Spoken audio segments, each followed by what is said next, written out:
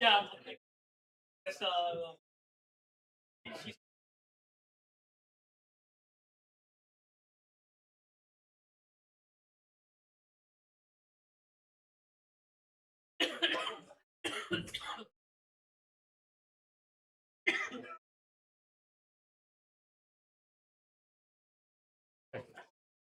Good.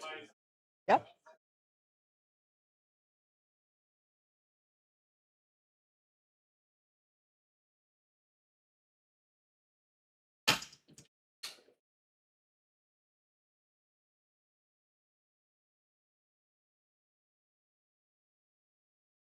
So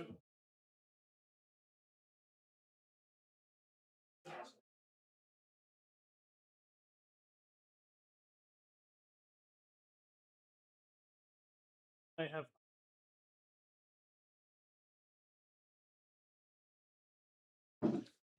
let's see if he's today she's going to talk how AI and healthcare delivery. Thank you very much. So, first challenge of the morning is pronouncing my name. You did well. And the Spanish do have, and I am only using one of my surnames. I'm from the University of East Anglia, just to make life easy to the British people. I'm from the University of East Anglia, and we have a big team which are represented out there, and we do a lot of different areas. Health technology is one of them, but graphics, computational biology, cybersecurity, AI, color and imaging, and so on.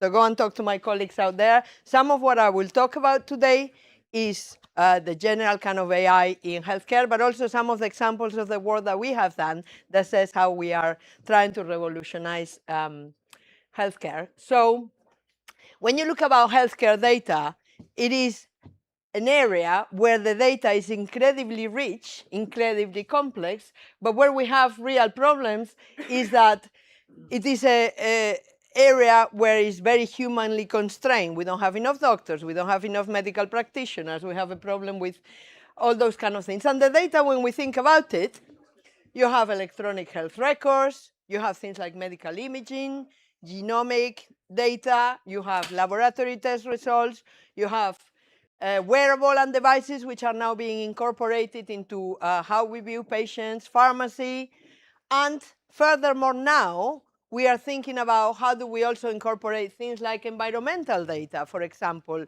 what is the climate change going to do to our health as the temperature rises? Social determinants, what is happening to different sectors of society, more deprived areas, less deprived areas, or things like lifestyle data, what we eat, how much exercise we do, which we can get from wearables and so on. So we're talking about very rich data, very complex data, petabytes of data, many sources, difficult because it's multimodal data, but in a very constrained human environment. So why are we going to do that? Because of that, because we have the data and we need to use it in a powerful way. And we have some enablers there. There is the compute revolution, so we have more compute power than we did before. Moore's law used to say that it was doubling, it is increasing rapidly. We have GPUs, you have TPUs, and so on, and it's getting lower cost. So there is a reason to use computing in society and computers and that power to actually process the data and make good decisions out of it. Also, what we have right now, and we're all here for that, is advances in AI, which are overtaking us in the way that they are developing, and we're seeing it every day. It's incredible. And a lot of that comes from deep learning, how good deep learning models are understanding images and text and multimodal data and so on. things like large language models we're interacting with now in a real fashion every day, multimodal AI, being able to combine images and text and video and all manner of different types of data, and things like transfer learning and foundational models, large models trained on large data, where we then use transfer learning to say, let's home in on this particular area, this large model, and make it useful for that, and reinforcement learning. So all of these things are giving us the enablers. Why are we going to use AI? Because we have the AI, we have the compute power, and we need it. The need is the healthcare under pressure. We know that the NHS is under pressure and is one of the best institutions in the world. Still, we have rising demand, we have limiting resources, and we know that the NHS is quite often at breaking point. And that is because we don't have enough staff. Staff have to be normally highly trained, and they are a bottleneck where we're trying to process, for example, and write reports on images. That is really time consuming. So if you can get AI to do some of the back work to minimize the amount of time that we need from healthcare specialists, then we're going to do better. We have the chronic disease burden. Right now, you have things like diabetes and heart disease and respiratory diseases and cancer, and they are comorbidities as well, complex long-term conditions. So that means that there is a lot of need. We also have aging populations, as we know. We're getting older around the world, and that means that our healthcare needs go higher. And it's also rising costs. So for all of these reasons, we need to use these enablers to make our population kind of like better. And what we want to go is to go from reactive kind of like medicine to predictive medicine and healthcare. So far, what we have done in traditional medicine is to be a little bit reactive, episodic, and hospital centered. So right now, what happens is when you don't feel well, you go to your doctor, you go to the hospital, they then look at your illness. It has already happened, your illness, so you're already not feeling that well, then you go there. It's episodic. You're going to go when you're not particularly well, so they look after you now and then maybe later. It's not continuous. It's very hospital-centered, and we know the hospitals are a constrained resource. And it's one size fits all. Generally, we look at the overall population and we try to do kind of standardized treatments. And there are limited insights from the data, particularly because the data in the hospital sits in silos. It's not very interconnected. It's not very easy to access. So we need to go from that to what we will call predictive healthcare. And there we're looking at anticipating the risk, looking to have a healthier population, not just treating when you're ill, but actually maybe avoiding you getting ill or worse. Also continuous, can we monitor people more continuously instead of episodically? Can we understand how their health is changing or deteriorating or getting better? Pension center, we're thinking about, can we care for people at home? Can we not send them to the hospital because that's cheaper, more comfortable, less risk of infections and so on? Personalized, can we tailor a treatment to a specific person? Can we say this is the generic treatment, but for you, there's a specific form of, like, say, cancer treatment or whatever, which is going to target your disease? And we want these deeper insights. So if we do this well, with this kind of AI enabler and so on, we're going to have better outcomes for patients, indeed, an improved experience because people will stay healthier for longer, lower cost, which is very important to the NHS right now, and overall, we're all going to be living longer but better lives. So this is all really great. So how do we do it, or what does AI do? So these are some specific case examples that we've been working on. One of them will be AI for diagnosis. So for example, we had this doctor, John Carter, who came to us quite a while ago and said, in the cases of the diseases that he treated, which was dizziness, trying to predict dizziness was really hard because you have to put somebody in the hospital and wait for an episode to happen. And an episode could happen or not happen. So you could have them there for a week and you don't see anything happening, or it happens. If you're being told, go to the hospital for a week to wait for you to have a dizziness spell, it's very disruptive to your life. So this is, he said, we need to invent something that they can wear, patients can wear 24/7, where we can actually see the episodes happening and be able to diagnose better. So that was the idea here. It's called CAVA, Continuous Ambulatory Vestibular Assessment. It's a dizziness detector, And it's a collaboration between the School of Computing Sciences, the Norwich and Norfolk University Hospital, and a design agency in Cambridge. And we designed this. People were for a while walking around the university looking like Robocop a little bit, but it was kind of okay. It's quite wearable. And it records horizontal and vertical eye movement because that's how they detect dizziness. When you're having a dizziness spell, apparently something happens to your eyes. And if you record it, you can see it. So it is a novel medical device, and now the AI is trying to analyze the signals that you get so we can recognize different diseases. So with that, looking at what comes out of this, for example, you can look at whether they're having vestibular migraine, Meniere's disease, different types of diseases. So it's easier to diagnose, it's more wearable, it enables you to stay at home, not be in the hospital. So this kind of like not necessarily cheaper also because you can have people working all the week wearing this thing. So it's all these things that we talked about. And it's now in trials in 10 hospitals around the UK and hoping to be commercialized for use. And if you can do this for dizziness, you can have monitors for all sorts of diagnoses where if you're collecting the right data and doing the right analysis, you'll enable this kind of like looking at people in a better way. When we look at health data, the other thing that is very important is, as we said, is very complex data. So when you look at what is happening in the wall, the computer has a representation of an object, and the representation is the data that you capture. In the case of a patient, it's very complex data because you have everything from health records, which could be text, from medical reports, it could be images from x-rays or other procedures, it could be videos if you have a colonoscopy or an endoscopy, it could be blood tests, it could also be lifestyle data. And not only that, but it's actually not one time, but it's kind of continuous data. And we want to use it for risk prediction. So are you at risk of heart disease? Are you at risk of diabetes before it happens? So you can have a healthier lifestyle. Or for example, for readmission prediction, you had a procedure and it's going to have to be repeated because there was some problem. So we want to be able to do that. Or drug interactions. If you're given various drugs, are you going to have an interaction that is negative on your health? Or comorbidity discovery, people that are living with diabetes and heart disease and so on, what is that going to be doing to their health? And so we're talking about multimodal data, structured and unstructured data, having to fuse all these different types of models. And we're talking about longitudinal data, patients that are observed over time. So you got to look at the long-term kind of like progression of things. So where are we going to come up with things with AI like that? For example, we're using clinical decision support, and my colleague Jinglian Ma is here today. I think he's presenting in the other stage.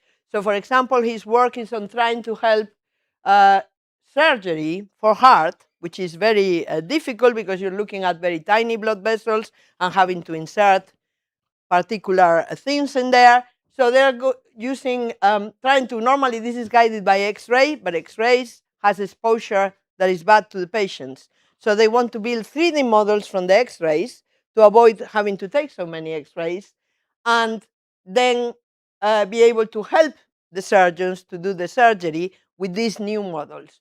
So it's some computer vision algorithms that are using here. They're taking these 2D images, they're transforming them into kind of like 3D reconstructions, and they're like then allowing the surgeons to use this in surgery to really kind of like do these procedures more accurately and better guided with less harm to the patients. So this is enabled by key techniques in machine learning. So when we're doing all of this, we've got to think about what is the machine learning behind that. So you have things like multitask learning, where you're trying to learn multiple things at one time, and you create models for that. That is moving along quite well. So you have, for example, multitask learning for efficient real-time object detection. So you might be able to detect in real time in a video what is the surgeon using, what kind of like there are maybe something in the heart that has been inserted before, and you want to locate those, you want to locate the instruments, or you might use things like one-shot video segmentation where you have a blood vessel that is kind of like a moving thing and you have to track it and so on. So all of this complex machine learning helps you to do that in real time, reducing the harm of for the patient and helping the surgeons to be more accurate. Another way of clinical decision is another of the projects we do is called Aim for Safe Babies. So in this case, what we have is births. Births are known to be potentially complicated at times, and they can leave the mother of the baby with long-term problems if you don't intervene in time. So it's very important for the doctors, and we work with the hospital in London for this, and consultants there, to be able to predict ahead of time if a birth is going to become problematic, because a cesarean section that is planned is always better than an emergency cesarean section. So we look at, for example, the monitoring of mothers and babies. There are a number of things that they monitor, and we see whether in real time we can predict as early as possible when the birth is going to end up in complications. The sooner the doctors know, the sooner the intervention can go, the better the outcome for the mother and baby. So we're doing this so this is going to be with the human in the loop. So the system is going to predict complications using real-time monitoring data, and this could be maternal data, placental data, neonatal data, intrapartum CTG. We use machine learning ensembles to do this, and actually right now we are coming out to something like 95% accuracy on being able to predict where complications are going to happen. So if that complication is seen in real time earlier, it is much easier to get the right people for the cesarean, the right outcome for the mother and baby, and so on. So there is going to be a human in the loop. They're going to be taking the decisions, but the machine learning algorithms are going to aid them to see as early as possible where the signals are heading for complications. So this is another case of AI for clinical kind of guidance, where it is going to revolutionize some of healthcare. Public health is an area I work in, and that is going wider to the whole population and trying to make us stay healthy. So I have worked in a couple of health protection research units. One of them was before with King's College, when we were looking at, for example, where all of there is a very good syndromic surveillance systems in the UK. So the Public Health England, now they are the Health Safety Agency, look at signals every day from the GP in hours, from out of hours, from the hospital emergency admissions, to see whether there are emerging threats in the population. Is there more flu? Is there more gastric disease? Is there an outbreak of some kind of a scarlet fever or measles or whatever? So this is by analyzing everyday signals. Now, my part of this when I was working with them, and I'll show you in a minute, was looking at, for example, something like social media, Twitter, being able to detect some of these signals. And the reason for doing that is that sometimes people don't go to the doctor, but they might talk in social media about, I'm not feeling very well today, I can't breathe, it's too hot, or my asthma is worse. We looked at asthma in this particular case. Another thing that is happening is wastewater epidemiology. So when COVID was happening, they were analyzing the wastewater treatment facilities, and by doing that, processing in the lab, looking at the population that was going towards that particular wastewater, they could look at whether COVID was on the rise or decreasing, and they can do it for other infections, because they can see all manner of things in wastewater. Medical, they can see the amount of anxiety medicines people are taking because there's a residual in the water and so on. So you start seeing what the population is kind of like feeling by analyzing this data. And you might combine that with wearables, with some form of population monitoring. Again, the idea here is you're keeping people healthier. You're seeing things as they appear sooner. You see the signal as soon as possible, and you put an intervention in place as soon as possible. So that is important to all of us staying healthy. So for example, in syndromic surveillance, we were looking at asthma, difficulty breathing in Twitter. Now that is a very messy signal, because obviously that was before Twitter changed. So this was a few years back. It'll be harder to do it now. But when Twitter was being used more widely by more people, quite often people would go and say, I'm not feeling well today, or I can't breathe today, or my asthma is bad today. So we're trying to pick up that signal and not other signals where people might say, oh, I saw this girl and he gave me asthma. There was a tweet like that. Or difficulty breathing. That is kind of like not in the manner. So it's trying to do text analysis to differentiate the signal. And we actually did get a signal that correlated to the other syndromic surveillance signal. So we could pick it up from Twitter. This is important if you take it to countries where they don't have health systems, because if you can use social media to monitor the population for health problems, then you have some form of syndromic surveillance. So it's more important when you take it to the lower income countries that might not have really well established health systems to look after the population. So that's another area. And the final one I was going to bring to you is Birth View. So this is one of the projects that is currently funded for us. And we have a professor is now, Rudy Lapierre, I should have updated that, who does all of these digital twins for childbirth. And this is slightly different to the other project because here we are able to actually understand the mechanics, the biomechanics of a baby being born. So how do they kind of go through the birth canal? What kind of rotational movements happen and so on. And this is the simulator. So it's a training simulator for aesthetic professionals.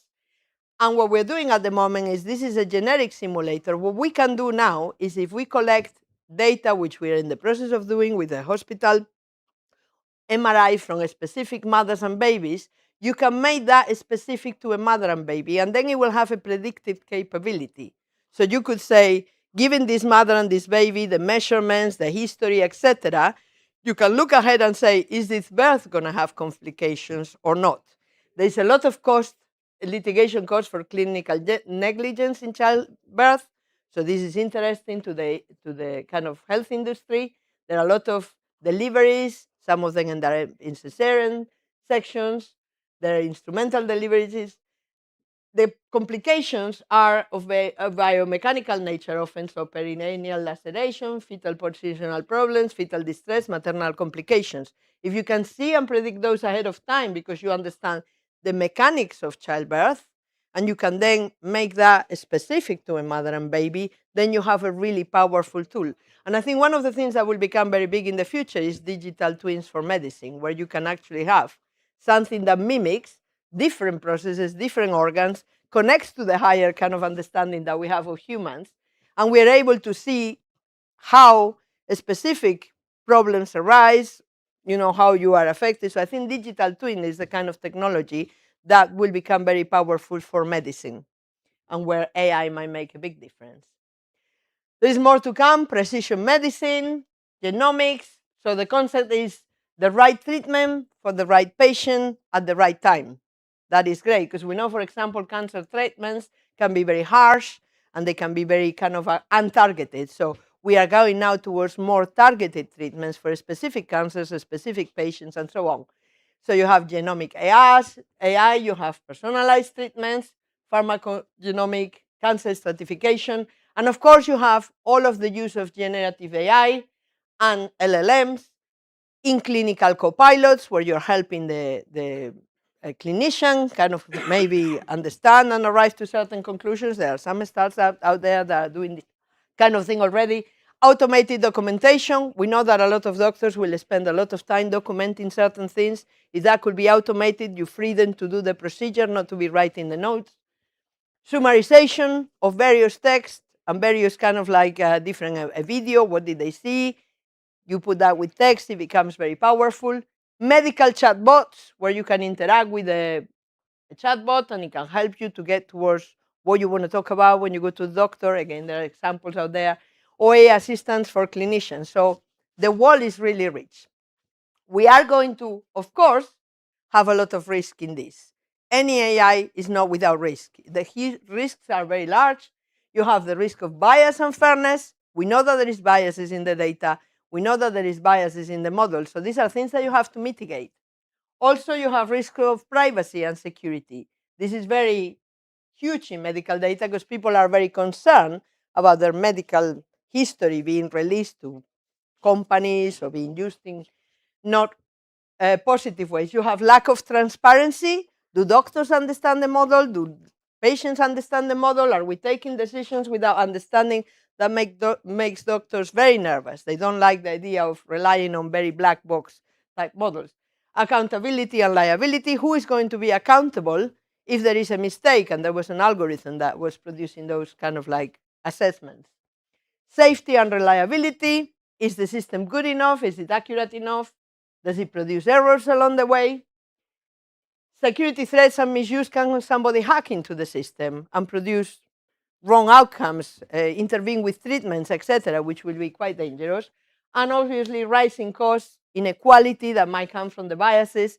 So all of these things we have to, as a society, mitigate for. So how do we mitigate? A human in the loop right now is very important. These things are not to be done. A system goes away and does that and comes back. You have to have the expert, the human. So at the moment, we're at the point that any AI is going to have to be working with the humans that have the knowledge and can interpret and so on. You have procedural developments like GDPR, which tries to look at how we make data safe, how do we use it only for the intended purposes with consent and so on. Federated learning is quite big in health data, where you actually do the learning without taking away the data. You have access to the data, you take away the kind of like the output of the model, but you don't get to see the data when you're analyzing it. So that is a way that a lot of medical data is being used by developing federated learning algorithms when you don't have access to the data. And in the context of the NHS, there is the multiple layers of safety. They call it the SPI safe. So you need to have safe people, i.e., can we trust the users? You need to have safe projects. Is the use of the data appropriate and allowed? Did people give consent? Safe data, is the data protected from access, from intervention? Safe settings, is the environment secure? And also safe outputs, are the results safe to release? So we need to work with all of these. So if we want to make AI safe, there is only one way: regulation, regulation, regulation. Aviation used to be really risky. It's less so because of really tight regulation. Unfortunately, regulation in AI is lagging behind. But that is where, as a society, we have to move faster and faster, because the only way to make it safe is to regulate its use. The future is very bright. Healthcare moves into maintaining health before we are sick. That is great, because that is what we all want. We want to know, if I do this, I'm going to end up with diabetes, so I'm going to change my ways, I'm going to eat better diet or do more exercise or whatever. So we're talking about AI enabling continuous healthcare, home diagnostics, digital biomarkers, real-time prevention, personal maybe health agents that can help you in your everyday life, AI-supported drug discovery, virtual hospitals, and longevity medicine, medicine that is looking at your whole journey and making you safer. So that is where we think AI is going to enable a lot of these things to move from this reactive to predictive. So my concluding thought will be the future of healthcare is likely to be predictive, as we talked about, personalized for an individual person, preventative, so you don't get sick. We try to avoid that, and continuously AI assisted. And that will be an excellent way to see AI make a big difference to healthcare. And that is my conclusion, and you can ask me any questions.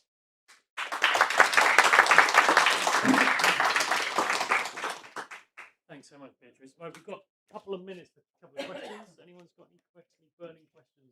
Please. Oh, one at the back. So super interesting, and I think it sounds like AI is going to be an absolute game changer and life changer, sure. But you've mentioned a couple of times in terms of early risk and identifying risks earlier on, preventative. I think one thing I'm interested to find from your perspective is that we're all human. We can all, weeks before we find out that we're pre-diabetic, can find out now with AI that we're pre-diabetic. But that's still down to us to perhaps change some of our lifestyle factors, exercise more, we all know vegetables, etc. Is there a way that AI is able to, from a preventative perspective, help us as humans not get to that stage, if you like, and encourage us?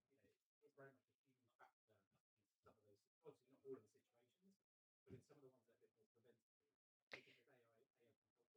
I think absolutely can. I have one of these devices, and now I'm in this new mode that Google has, where it coaches me every day.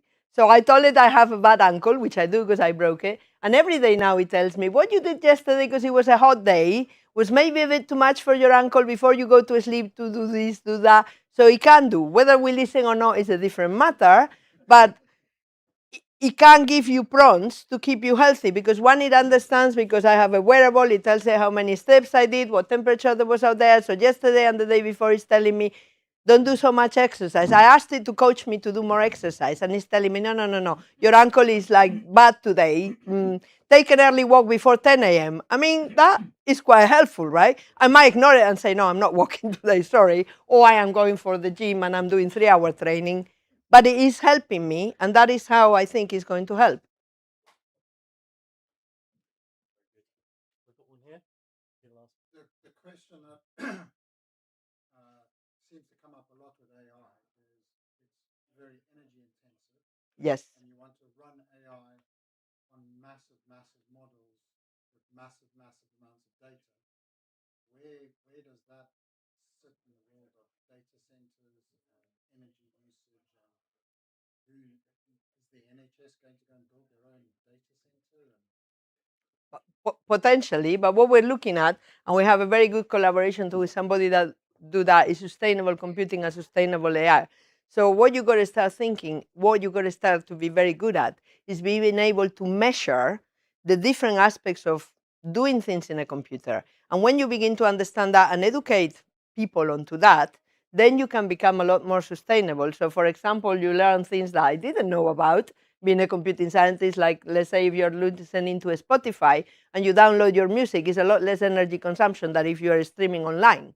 If you send a message and you copy it to 100 people, you're going to use a lot more energy. So the emissions of traveling may be 2%. The emissions of ICT are 14%. Is a silent thing behind because we don't understand it yet. And even as computing scientists, we haven't started to understand it yet. But now it will become more important, and we will begin to understand what is the cost of doing this. And we have had projects on this. How do you make models less energy consuming? Do you use less data to train? Do you train in different regimes? So we will learn, like we have learned with the car and journeys, and how do you optimize your journey? We will learn that with computing. AI is here to stay. We have to make it sustainable. That concludes the conversation. Thank you so much, Beatrice. It's been fantastic. Give her a Thank you. I'm going to walk away with this. Right. Okay. We're going to need that. Right, we're going to move quickly on to our next speaker.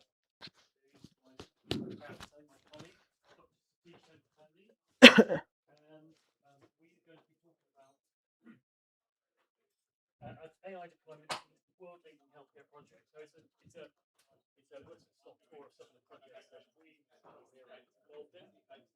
But Satish, you introduce yourself. Yeah, thanks, Aiden, and hello everyone. I think Beatrice has done a very good job in actually covering some of the aspects that I want to cover today. But anyways, I have another element to actually add to whatever Beatrice was saying. So yes, I was saying in healthcare, we amass quite lot amounts of data, spending billions of pounds, and we create very large precision models. Sorry. And these models are really good. They do lots of things such as predicted disease or risk profiling for people, but they're really good. But they just lack one little thing: is are these insights that's coming out of the model understood by people? So that is a key question, because you can develop all these models, but if it is not understood by people at home, it's fundamentally useless. What is this model doing in some server is just taking lots of energy, and then it's not doing anything.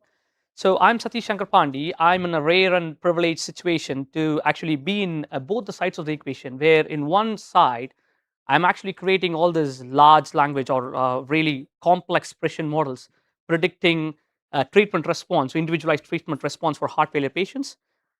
And on the other side, I'm actually taking this information or the clinical insights, putting that or packaging it in certain way that people can understand in their home, even though they have learning difficulties, they have language problems, they have other accessibility issues.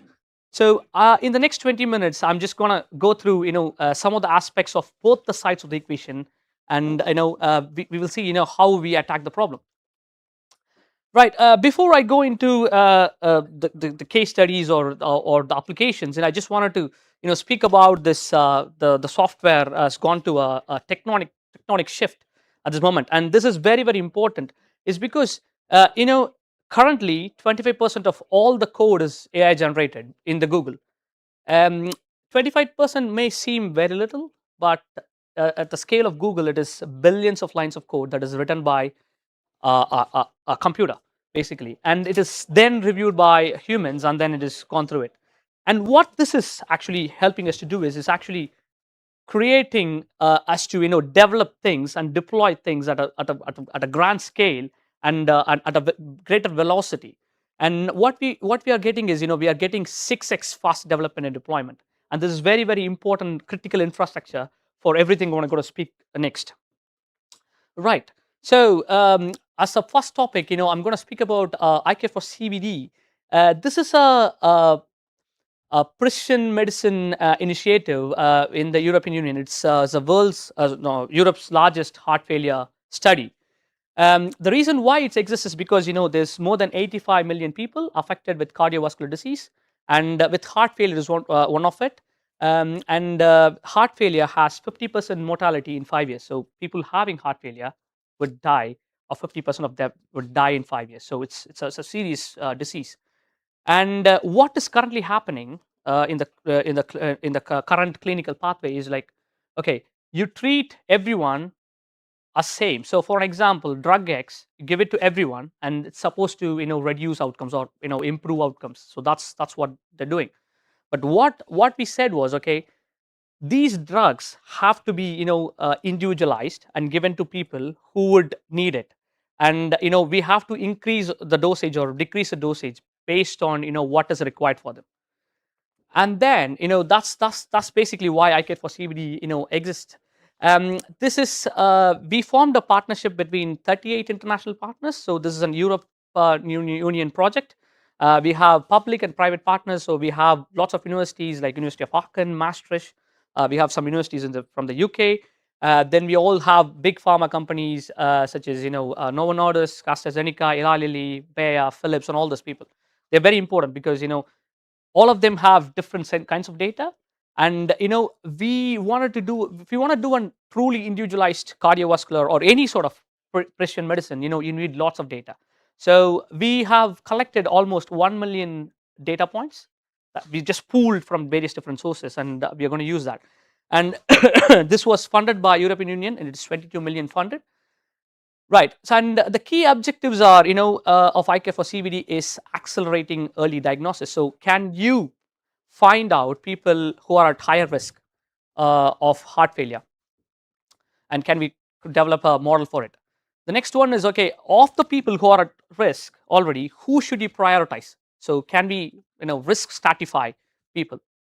The third one is most interesting one. So, predicting patient responses. So, predicting drug responses. When you give a drug to a patient, how are they going to react to it, and whether it's going to give them more harm, or it's going to make them better. And the last one is we are doing all of these things with a patient advisory board. So we have a multinational patient advisory board. They all have heart failure. So we have brought all these people together. Right. So the oops, sorry, I want to go back. Sorry. Sorry. Right. So yeah. So now I said, because we are a big group of people with lots of data coming from various different areas, but there's this few problems with it, like patient records in one area or one organization. If you want to move to another organization, there is a regulatory barrier. You have GDPR, there's UIA Act, there's so many other regulatory barriers which won't allow you to move the data across.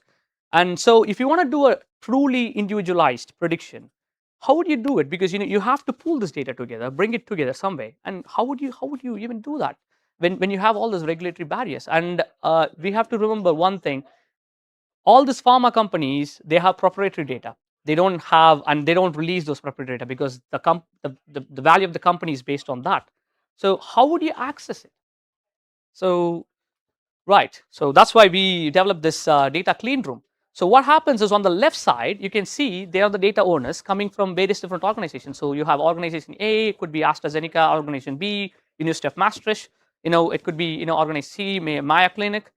They all have their data, and what we have in the center is a data clean room. What it does is, basically, this environment will allow to run analysis. But what these data owners will share is only the metadata. They won't share the real data. So they'll only share the data dictionary to say that, okay, our data has these parameters, and these are the things that we have. And it is sent there, and we as a researchers, we say, okay, if you have these things, okay, these are the 4 different data sets I wanna access. We say to the data clean room says to the data owner and says, okay, fine, okay, if you want to do that, so what sort of analysis you're going to run? Okay, we want to run this analysis. We say to data clean room, then the data owners approve it, then basically it runs an analysis, and we don't get to see the data at all we see is metadata. Say, okay, these are the different variables, or these are different columns of information that you have, and all we get is just an output to say, okay, we have run this model for you based on your code, and this is the output we got. And this way you can still keep your proprietary data with you, and you can still share. So that's what we did. So yeah, it works. Okay, that's one side of the problem. There's another problem. Okay, now you have the data, you have created a model, right? Fantastic. Now you want to deploy it in various different countries, and or various different hospitals, and each of those hospitals would have very sensitive data, and they don't want to give the data to the model. I mean, yeah, if you have a one universal model, they are not going to let their personal data or private data into the model to see, because it's a risk of people can take it away, and there's different private companies involved in it. And how do you do it is, we use something called a federated learning methodology. So you have different models. So you develop a model, and we locally deploy these models. So there's replicas of models deployed individually. Say, for an example, you have 7 hospitals, you deploy 7 models in each of those hospitals. And then what you do is, you have a central model which is just monitoring all of those things. And if you want to update this local model, you can update it, but all you do is just send them the model weights. You're not going to see any sort of raw data. So all the data is going to stay within that local environment. So if it is a local site A, it's going to just stay there. So if it's if you want to speak to USA, it's still fine. The model still works, but the data never leaves. So it's going to stay there. And then whenever you want to change the model, you want to update the model because of other research, you can still do it by model weights update. So that's how we solved it. So now we have 2 things. So one, we know agentic AI. We have lots of really good models that we could create. Now we have data. We have the infrastructure to actually analyze the data without seeing the raw data. So I just want to go through some of the examples, or some of the things that we did beyond this. So one of the things is automated clinical report extraction. So you have an unstructured and siloed doctor notes on the left, and you can see doctors' writings is really difficult to understand. And what we are supposed to do is read that and try and say, okay, this person has a particular kind of heart failure, say I don't know, a left ventricle fraction or something like that. So these are all very different, because doctors don't write it in the same way. They are very ways of writing the notes. And how would can you use an LLM to actually read these notes and make sense of it? So we did that. So we took 2,000 reports from 1,000 unique patients. We took angiography and echocardiography reports. We gave it to an LLM, and when I said LLM, there's many LLMs. We want to evaluate which is doing very well. So we gave it to everything. So everything that is available in the cloud, like such as cloud, Anthropic, ChatGPT, all the Gemini models, everything, and also all the local models that can actually run in your computer or in a desktop. And what we found was, we could classify a lot better than humans. We got an accuracy of 87 to 100%, and we could classify culprit vessels and LVF, which is left ventricular function, very very easily. And we published this paper, in before a month. It's all in European Heart Journal. The next one is very interesting and is very close to my heart. This is personalized heart failure treatment. So, what is the current methodology or clinical pathway?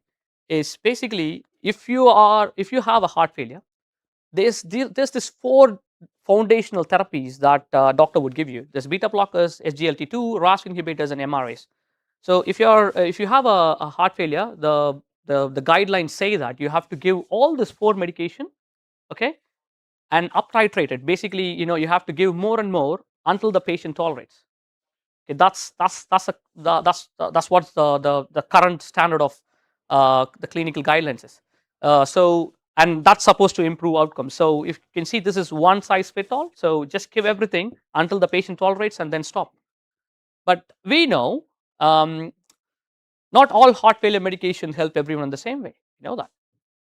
And we also know some patients may benefit more from certain drugs and than others.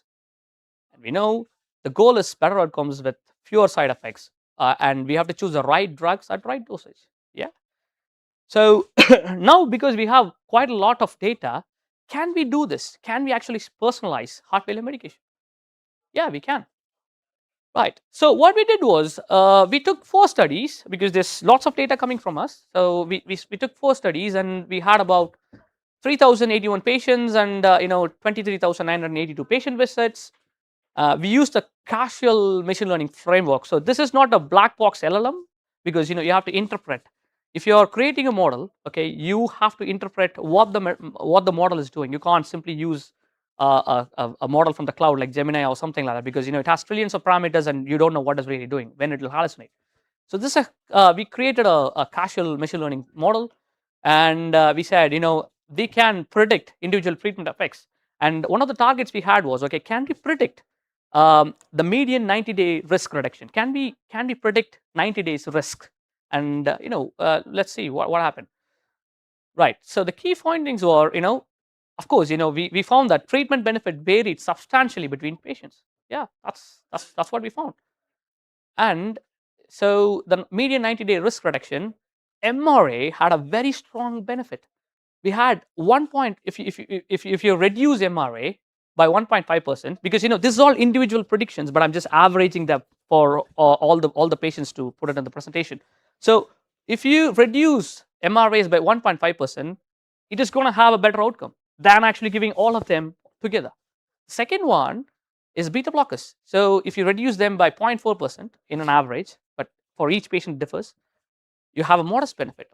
And also RAS inhibitors did not have any effect. You don't have to give them.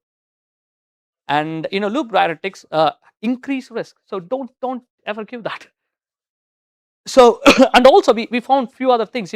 What are the combination of drugs that's actually helping people? So that is also another interesting results. We got this paper which I wrote. It's under review in Lancet Digital Health, so it will be published very soon. There's quite lots of information in there to see.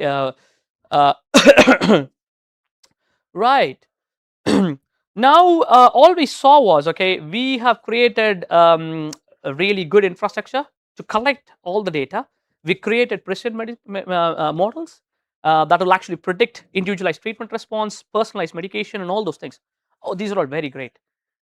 But there's a key problem. So I was told when we started IK for CVD, the reason why we were brought in was, so there was a gentleman who just came, presented. He had a heart failure, and he presented to emergency department quite frequently. And the doctors didn't know why he was presented so frequently, because we are doing everything we could, and they couldn't figure out. On one occasion, they found that whatever medication was given to him, he was not taking it all. So is just comes down, you can have all these really great models, but if people don't understand why the prescription that they're given to them, it becomes very, very difficult. And once he started taking medication, he didn't come to ER for the next 10 years. So it is very, very important that you have all this complex clinical insights that's coming out. You have to deliver it in some way that reaches people home. And also you have to think about people with varying language difficulties. They're multilingual. Some people have accessibility issues. How do you cater to all those things? And that is where Witchery comes. So the final bottleneck is in healthcare is not calculating risk but communicating to patients. So yeah, with literacy and digital and language barriers.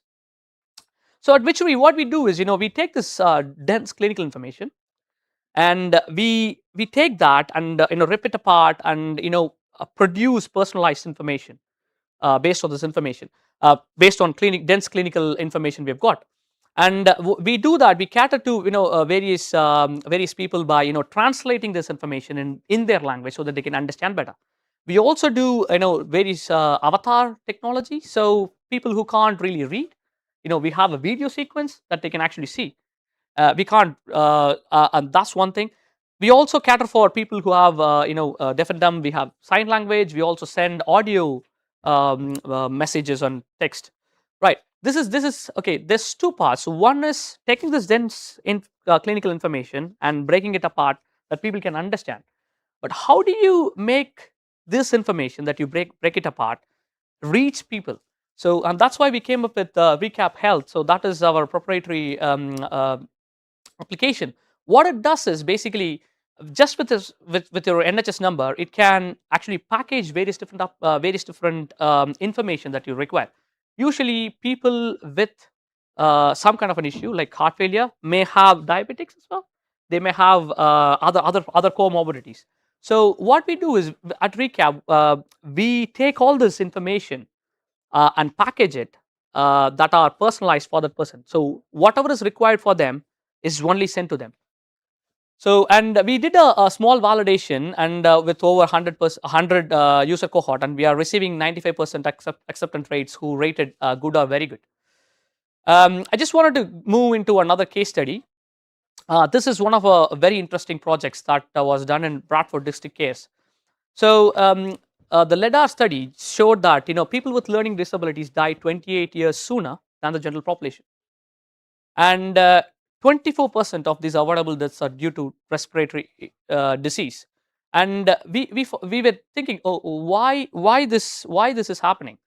And it is all because in Bradford District Care, there's a multicultural population, and usually the information is sent to them in English.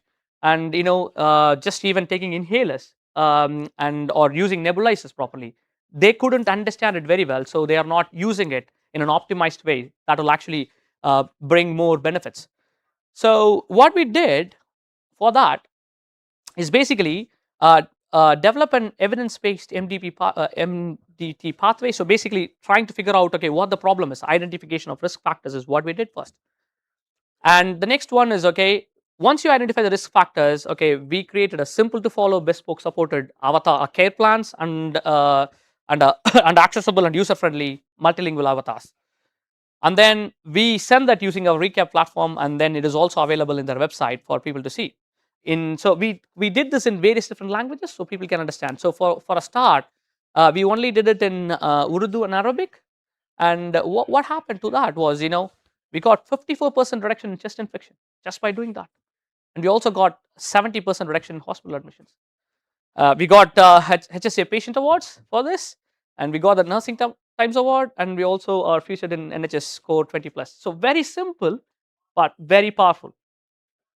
The next case study is slightly complex. So again, for cardiac patients who are living in Midlands, so there was 24 NHS trusts, and they want to provide information that will actually help them or better help them to live better with heart failure. And the problem was, we have to translate this whole, so much of information in 12 languages, and that is going to cost quite a bit and time as well. and in NHS, there's not so much money. So how can we do something? Because we have AI and others thing. Can we do something about it? And what did we do? So I just wanted to simply go through this quickly. What is the current state of play of clinical translation? So you can use a professional manual translator. So there are clinical translators and there's just normal translators. So usually clinical translators are more expensive than non-clinical manual translators. They are very time consuming and they are not easily scalable. And for really scarce languages, you won't even find a clinical translator. So it's very, very difficult. And this is one of the stark things where we found that all manual translators are not 100% accurate. Okay, so what about AI tools? So no single AI translation model is 100% accurate. So anything that is available is nowhere 100% accurate. But we also found that, okay, there are different models who are will have better accuracy in certain languages. So you have to figure out which model to use for which language. So, and that's what we did. So we created a hybrid translation system. So because of these problems, we know we can't give everything to a professional translator. So what we did was we created a hybrid translation platform. What it simply does is, you enter some text, or you upload a document. You basically select whatever language you want, and then it gives you the output of it. Right. Okay. Come on, quick. And I'm just going to skip through that. Right. So you give an input as an audio, video, audio or keyboard. Then you have a hybrid translation. So what we are basically doing is, any sort of information you have, you want to translate it. We will first use an AI system to translate it, then give it to a professional translator, because we think it's going to reduce the time. And we did a study on that, which I will show you. So what we did was we took 1,000 documents. We want to compare if this hybrid translation methodology is working or not. And we gave it to professional translator to see, this is the translated material. If you want to translate, what sort of edits you're going to do. So once translated, how much effort they are putting in to actually change the content, like changing the words. So how much post edit were they doing? And we found that 60% of the translation was kept intact. So nothing was done, nothing was changed. So if you take a hybrid translation methodology, so you are basically saving 60% of the workload, and it's just professional linguists can work 2 to 3 times faster. And we also found there's a 40 to 60% cost reduction per document. So it's working fantastic. We are not just relying on AI to do everything, but we are augmenting AI in certain way and bringing human in loop, so that the information presented is accurate. So that's a very, very key element.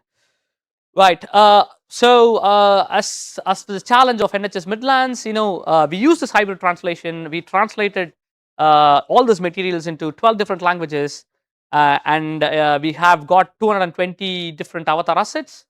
And when we did a small validation, 96% of patients found the platform very, very useful. Right. That concludes. So, Joe, I want to say in a summary, do not ignore AI. AI is no more a peripheral experiment. It is a core infrastructure. So analytical models such as iCare for CBD, they are very, very important. We are doing everything individualized, personalized, and just doing that is not enough, because that is not going to save lives. You need a delivery system, and we have Vichurian recap. So I just want to end with this. So we are moving healthcare from reactive to proactive, personalized, and equitable care. Thank you.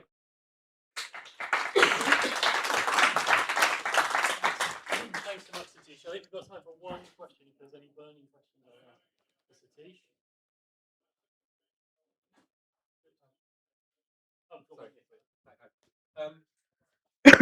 How useful are your models if they're trained on metadata? They are not trained on metadata, but we sort of see the metadata and write code based on the metadata. Then we actually run them, or we train the models on the real data. So we won't be able to see the data, say for an example, so we know, okay, these are the different parameters that are available as a data. Okay, we only know the headings of it. Basically, we would say, okay, this is the analysis I want to run on this data. We give it to the system; it will run it on the raw data. Okay, but the raw data is not in your. It's not in ours. No, we don't see it. You're training it outside. You're training it outside. No, so there's a data clean room. Yeah. So it is trained within that. Okay. So it's trained within that. So it runs on the raw data, Right. but it's just we can't see it. The data's in the clean room. It's in the clean room. Yeah, it is of course in the clean room. So with the permission of data owners. And that regulatory wise, that's possible to put that in terms of GDPR regulation. You can put the data in the clean room. Yeah, they can. They can absolutely do it. And I know with proprietary data, they don't want to, give the data, raw data away because that's the value of the company. So I'll talk about like. yeah, no worries. Yeah. Any further questions? Thank you so much, Satish. Thank you. Well done. Yeah, let's just take your. Oh yeah. Right. Okay, sorry. So moving on swiftly. Sorry, just nipping up. Okay. How are you? Nice to meet you. There you are. Right. Have you got me down as Damien, haven't you? I have. Because I was Simon until last week. Yeah, He's not that's here right. now. Okay. We'll wait for a few more people to come in if that's all right. Just the middle button, yeah? I think so. Let's just sort now for you. Yes, I've got all right.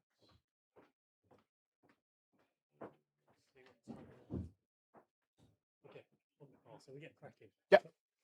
Right. Our next session is from Damien Edmunds from Transceive, and he's going to be talking about an ethical AI framework to analyze conversation data to develop social impact measurements. Take it away. So good morning. There was a terrifying influx of people when the last session finished. So my name's Damien. I'm the co-director for a startup called Transceive. You will all know in the startup world that doesn't pay me any money. So the job that pays me is Noise Solution. I've been working with Noise Solution for the last 10 years as their operations director, and I've got a 25+ year career in the third sector across a whole bunch of other things. So Transceive was born within Noise Solution. So I want to give you a bit of context about Noise Solution and where Transceive has come from, and then talk to you about the work that we're doing now. So Transceive Noise Solution delivers evidence-based digital music mentoring to youth at risk. What does that mean? It means we make beeping noises with kids. Young people that are in the youth justice system, mental health services, alternative education services, those kinds of things, the kids that are at the very periphery of those services, that other services can't reach. What we do is actually really, really simple. We pair young people with local professional musicians. No scales, no notation, no oboes. We hook up and we make beeping noises. We do lots of grime, we do lots of drill, we do lots of drum and bass. We worked with a 16-year-old lad that wanted to make Dolly Parton covers, which he did, and it was great because those are the songs he used to listen to with his grandparents, right? So what we do isn't important really. At the center of that process, we develop these digital stories, these digital narratives, using a social media based approach. Taking all the good bits of social media for kids. Social media isn't bad for kids. Social media content is bad for kids. There's a very strong distinction. And we develop this kind of co-created narrative of success, right? So every week, the young person will post the things that they've been doing, a track that they've recorded, learning to play the drums, I don't know, singing, like whatever it is. And at the end of every session, young person will record a short reflection video, right? 2-3 minutes, really conversational, sat next to their musician. How was it for you? What did you do? What did you learn? How did you feel? That kind of conversational stuff that gets lost, right? We're having this reflective process. We're forcing the young person to reflect on their success. I'm about to show you a video of one of those reflection videos. This one happens to be online. We're doing up to 1,000 hours a month at the moment of these sessions all across the east of England between two people. You will see Yaz at the top, who we worked with for a couple of years. Yaz will tell you, and Yaz knows that I will tell you, that if she hadn't worked with Noise Solution, she would be in jail or dead. Yaz is neither of those things. We can all relax. And Saran, who's one of our musicians. Hopefully it auto starts, like who knows.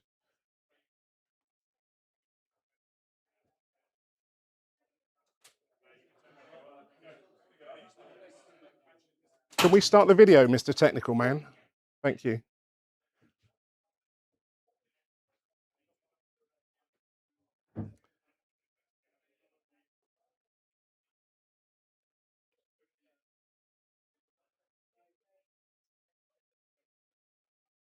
So it's the next slide, I think.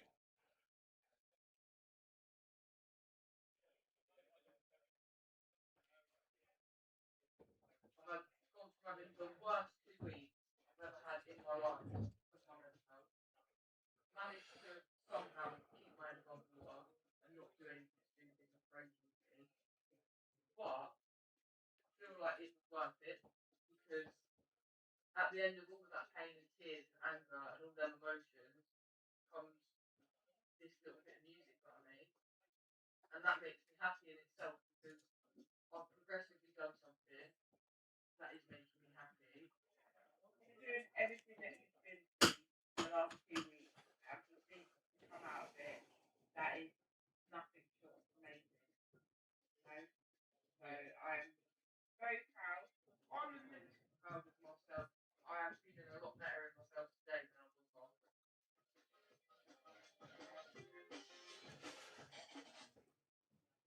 We get up to 1,000 of those videos a month, right? With all sorts of those conversations. You cannot measure the impact of those videos in a scale, right? Or asking someone to fill out a feedback form. You probably could doing a case study, but we can do a couple of those at the end of a project. Ta-da! We can do a couple of those at the end of a project, right? But what we're doing there is developing something shiny to show a funder that says, give me some more money, please. All of the impact is in videos like that.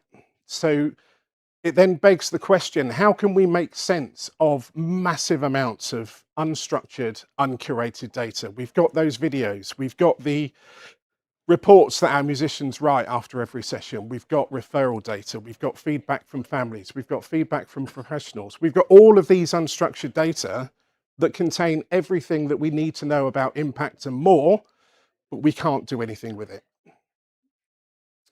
So I don't look like a guy that enjoys a salad. I do enjoy a beer and a pizza. And about 5 or 6 years ago, I was sat in our office on a Friday night in the Hunter Club in Bury St Edmunds at the time, with a developer, literally paying this guy in beer and pizza to build a word cloud object for us from these unstructured data, right? So he did that, he's a developer, and it produced a word cloud. And that was kind of cool and kind of interesting because we could see the value of spotting patterns and trends in unstructured data at that point. And we were trying to kind of get at it. It looked okay. Did it tell us anything useful? Not really. But it was the start of the Transceive journey. We moved that on to version 2. So we took an off-the-shelf sentiment analysis model, right? We were looking at those musician reports still. Is this positive, neutral, negative? Like, what are the kind of markers of intent, of sentiment in these data? Can these data tell us something interesting? So we moved it on to version 2. It was mildly more interesting. It was quite a manual, laborious process at that time, and it still didn't tell us what we needed to know. You will all be familiar with this graph. I remember listening to Radio 4 one morning talking about ChatGPT, and I thought, we should play with this. We've always been quite technologically curious. We should play around with GPT. see if it can solve this problem for us. So I took some transcripts. My son went through the noise solution program for a whole bunch of other reasons. So I've got all of his transcripts, all of his videos that I don't need to ask his permission for, which is great. So I gave those to GPT and said, assess these transcripts for these deliberate evidence-based things that noise solution is interested in. Does this person feel in control? Do they feel good at something? Do they feel connected to other people? Take these data, answer that question for me. So GPT went away and it said, yeah, there you go. Here's some percentages, done it. Just like that. I thought, this is brilliant. I have cracked this. We've solved the impact methodology problem for the third sector. So I went back to GPT and said, that was brilliant. How did you do it? And GPT said, I made it up. Bugger. So we then went to some clever people who are our pro bono tech partners at the time to take those videos, transcribe them, identify who's speaking, timestamp them, return me some scale data based on those three senses: competence, autonomy, relatedness. Return some qualitative data, give me some words to bring those numbers to life, and give me a data set I can use from all of these data, which they've done. It's working.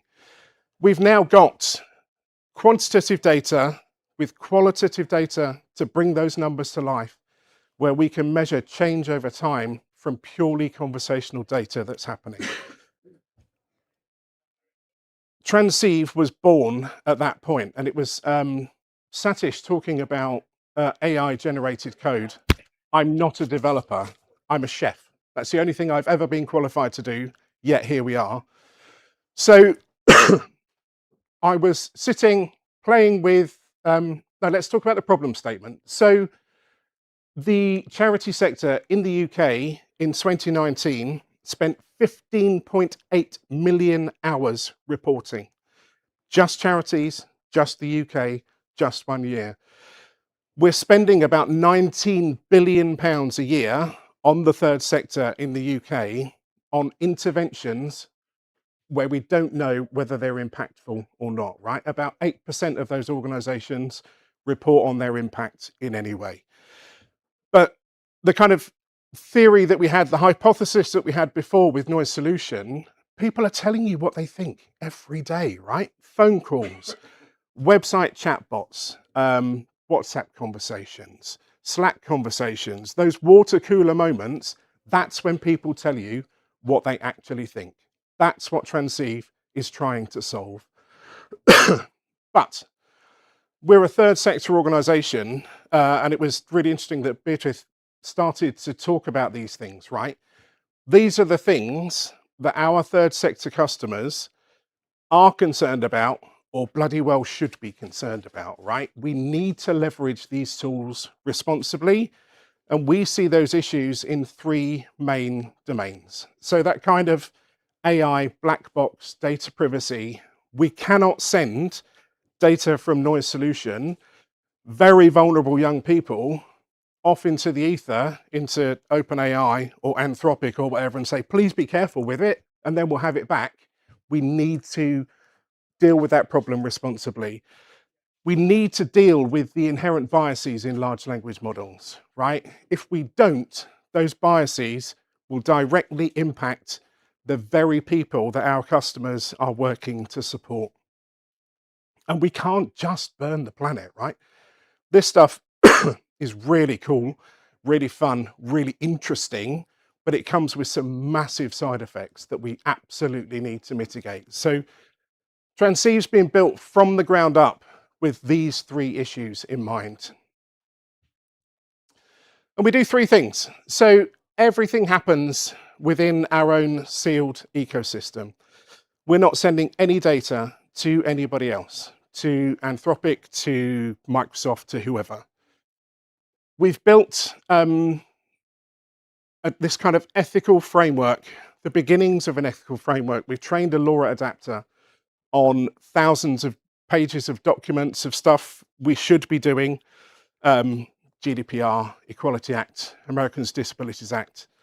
and stuff we want to be doing. We want to be intersectional. We want to be transpositive. We want to be environmentally conscious, right? All of those data have gone into this LoRa adapter. And we're running our server on Hetzner, which is running on 100% renewable energy. It's about 5.5 times faster than my local model. AWS is 10 times faster. That's the kind of payoff. This stuff's really important to us, okay? So everything's run on 100% renewable energy. I'm not a coder, so I remember sitting on a train to London thinking, I wonder if we could have a bash at this. So I wrote quite a detailed specification in natural language saying, this is exactly what I want to build. This is exactly what I want it to do. This is exactly what I don't want it to do. Here's the kind of green lines, here's the red lines. Chucked it into the Claude Web UI and said, what do you think? And Claude went, yeah, of course we can do that, easy. I'm not a technologist, but I understand those kind of infrastructures, those architectures. I could have a relatively sensible conversation with Claude to talk about architectural decisions and then use Claude Code in VS Code to develop the code base, right? But I'm an idiot and I don't know whether this stuff is safe, whether it's secure, whether it's sensible, whether we're making decent architectural decisions. Me and Claude can do the donkey work, but we can bring in and have brought in external security consultants, external code consultants to do that consistent code review. It turns out Claude's done actually a fairly good job. There's some other stuff that we needed to implement. I could take that stuff back, work with Claude and build it back into the product, right? So we've done a lot of the heavy lifting, but we've kept and will continue to keep the human in the loop here with those kind of ethics things embedded as a constant. I've done lots and lots of learning. Claude doesn't remember everything, and that's a real pain when you're halfway through a project. But if I keep a state markdown file in the code base, we update that at the end of every development session so we know exactly what's going on. I give that back to Claude, we're then back to where we started from, which is interesting to learn halfway through, but we're working through it. So what does Transceive actually do? Essentially, we're able to ingest a whole bunch of different data. So audio recordings, think phone calls, think voice notes, think quick audio notes that you've captured on your phone or whatever. Video recordings in a kind of noise solution context, in a case study context, in a kind of, that was a really cool thing you said, can we just record that? The interesting thing with video that we've built in at the moment is noise solution works with those 14-year-old lads in hoodies, right? With their hoods up that don't look at anybody and grunt a lot and don't say very much. Transcribing what they're saying or not saying isn't very useful. But if you watch the video and you can see this lad smile or make eye contact, or there's a fist bump, or the body language, we're assessing the body language alongside the transcript in tandem to come out with results. Transcripts, text data, any of those kind of stuff. Images was one I didn't think of until I went to another organization and they said, we do loads of focus group stuff on flip charts, and the third sector runs on post-it notes, right? So all of that stuff, we can extract the text from those images. And then your kind of operational data dumps in Excel, CSV, this many people turned up, this many people didn't, age, demographic, all that kind of stuff. We're then sending it off to Transceive within this sealed ecosystem, and we're using evidence-based metrics to do two things. To provide these kind of quantitative data scores with confidence scoring alongside it. So I'm fairly confident this is a 7.5. I'm less confident this is a 5 or a 4, there was less data. And the kind of utterances that people say to bring those numbers to life. We are attributing stuff to participant, not the worker. The things that the worker says provide context, but we're interested in what the participant, the young person, the service user, whatever is saying. And then, yeah, body language analysis. And then we're providing those data back to the third sector. in ways that they can use immediately. We are working in the third sector. We're not data scientists, right? We're not impact experts. We just want to know whether what we're doing is impactful or not, and we're providing those data back.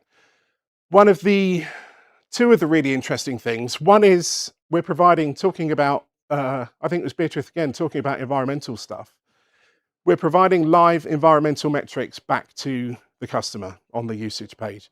Power, water, carbon metrics, drawn from the national grid. We're providing the kind of full metric and then comparing that to, because we're British, cups of tea. This is 0.3 kettleballs or whatever. I want to be able to build in levers to turn those metrics down for people. You're using quite a lot of energy. Do you want to turn that down a bit? Because we can then have these impacts. Are we solving the environmental problem? No. Are we raising the issue in the public consciousness? Yes. We're making people pay 5p for a carrier bag, right? That's essentially what we're doing. The really interesting thing I'm working on at the moment is grant reporting back to funders. So that kind of 15.8 million hours, most of it is spent pulling together spreadsheets and case studies and operational data and things people have said to fill out another form for another funder so they won't take our money away from us. AI can do that, and AI can help you with the number crunching. So the draft grant report stuff, we can load an organizational profile. This is who I am as Noise Solution. We can load a project profile. We've been funded by the National Lottery. Here's the service specification. Here's their website. Here's what they're looking for. Here are all the analyses from that project. Here's the funder's grant report form. Strip those questions out, strip the word limit out, use those data in the project context, in the organizational context, to start to draft answers to those questions.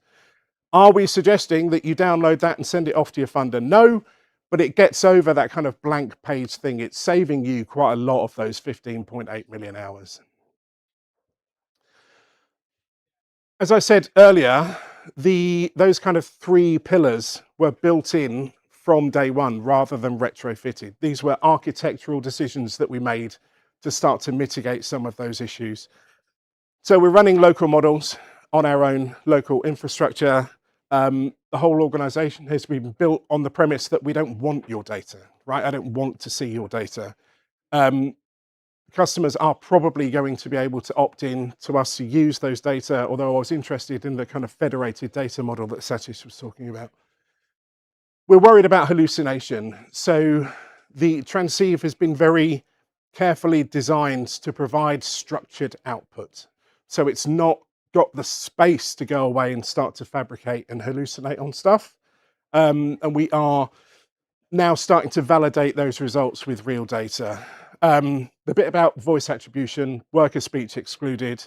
We're using a kind of heuristic model to identify who's who by what they're saying, the questions they're asking, the length of those questions, those kind of markers. And it's been built from the ground up to tackle these issues. This is really important, and this is what we've spent lots and lots of time on, predominantly with the security expert. How do I know that these data are secure? And we are working across a whole bunch of different domains in order to satisfy ourselves and our customers that that our data governance is secure, safe, responsible, ethical, all those sorts of things. So we are about to go into a 3-month co-dev sprint with 3 paying customers, where those organizations will identify all the stuff that doesn't actually work, that worked when I did UAT but doesn't actually work in production, but also to develop how Transceive works for their particular needs, their particular use case. And it's then our decision to decide what's specialist and custom and what goes onto the product roadmap. As it was described earlier, this kind of AI generated code stuff means that we can develop this stuff really, really quickly. We're launching 3 months with a kind of early bird thing. Noise Solutions been doing this for 17 years. We've got a list of customers that say, I want what you've got because we can't do it. And we're now lining those people up into a kind of early bird list because we think we can solve their problem. And then once we're launched and out into the world, we're going to be working on all sorts of really interesting things. So add-on modules for specific things that organizations want. I'm really interested in direct mobile recording and upload. I'm interested in developing the methodologies that we've got, right? So what people say is part of the measurement that we've got, but how they say it is also useful. So using voice as a kind of biomarker, right, to understand nuance in language. But we're keeping this kind of ethics thing across the core of everything that we're doing. I've got a group of 4 fantastic individuals who are much, much cleverer than me, who we're going to pay to sit on this quasi-independent ethics and governance committee to make sure that we're continuing to act in a kind of ethical, responsible way. And then looking at external research projects, validating the data that we've got, and continuing the relationship with Noise Solution as kind of a relationship of mutual benefit.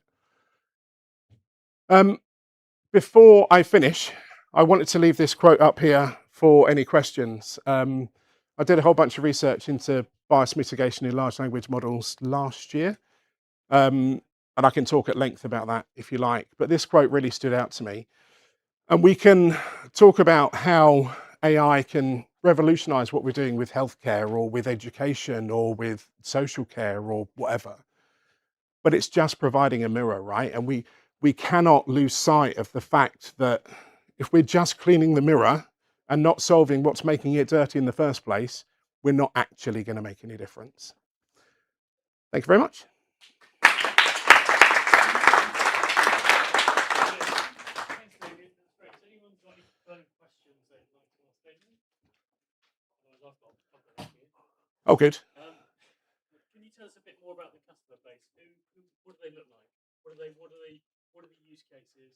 Yeah. So the 3 early bird customers that we've got have been selected because A, we've got good relationships with them, but B, because they all want different things from what we're building. So one uses football to engage with homeless people in Scotland. One is similar to Noise Solution on a much bigger scale, using music mentoring with youth at risk. And one is a very specific place-based neighborhood kind of group working with about 10,000 residents a year, but it's quite kind of multicultural. And one is interested in grant reporting. One's interested in connecting what we're doing back to their own CRM so they can overlay other data. And one's interested in data validity. So they're all kind of testing different parts of the model. In terms of our customer base, I think there's a whole bunch. I think we've started to solve the impact measurement problem for the third sector, he says, with a product I haven't even launched yet, but I'm sure we have. But also, I think there's a whole bunch of other uses. So ESG organizations that can measure environmental stuff, it's easy to count, can measure governance stuff, it's easy to count. Really struggle with measuring social stuff because it's much more difficult to count. But Mrs. Smith will phone Anglian Water up and say, you fixed my boiler so I can now stay at home, right? So I think we've got some work to do there. And I think there's also a really interesting opportunity for organizations at a kind of macro level. So if we think about the National Lottery that everybody knows, they're trying to compare the impact of Noise Solution with a boxing club, with a lunch club, with a swimming club, all doing very, very different things. And I think what we're able to provide is a common impact methodology that allows them to see those impacts across a really diverse portfolio, crucially, without those organizations having to do anything else, without them having to fill out another form or work in a different way. Any more questions? Okay. We're hearing quite a lot about people pushing back against AI. Yeah. We've heard quite a lot about it actually the Yeah. last couple of days. How do you think that might impact what you're doing? Yeah, really interesting. So about a year ago, we'd built a similar model, the Noise Solution model, that was sending stuff up to OpenAI, and we were interviewing one particular young woman who'd worked with Noise Solution, and she was saying, this is just awful, right? Stop doing this. This is ridiculous. You're burning the planet. You're using these kind of bias models, whatever. so we kind of sat back and thought about it for a bit. I met with her a couple of months ago and talked to her about the transceive model, and she was like, all of the stuff that I've been concerned about, I think you've genuinely solved. So we absolutely should be AI skeptic, and we absolutely should take those 3 domains into account and deal with them seriously. Because as I said, if our customers aren't worried about them, they should be. And we need to take that responsibly. Thanks, David. Thanks, everyone. If you could Welcome. Oh, you need the thing, don't you? take care. Very good. Thank you very much. Fascinating technology. It's just a pull-out job. Thank you. All right.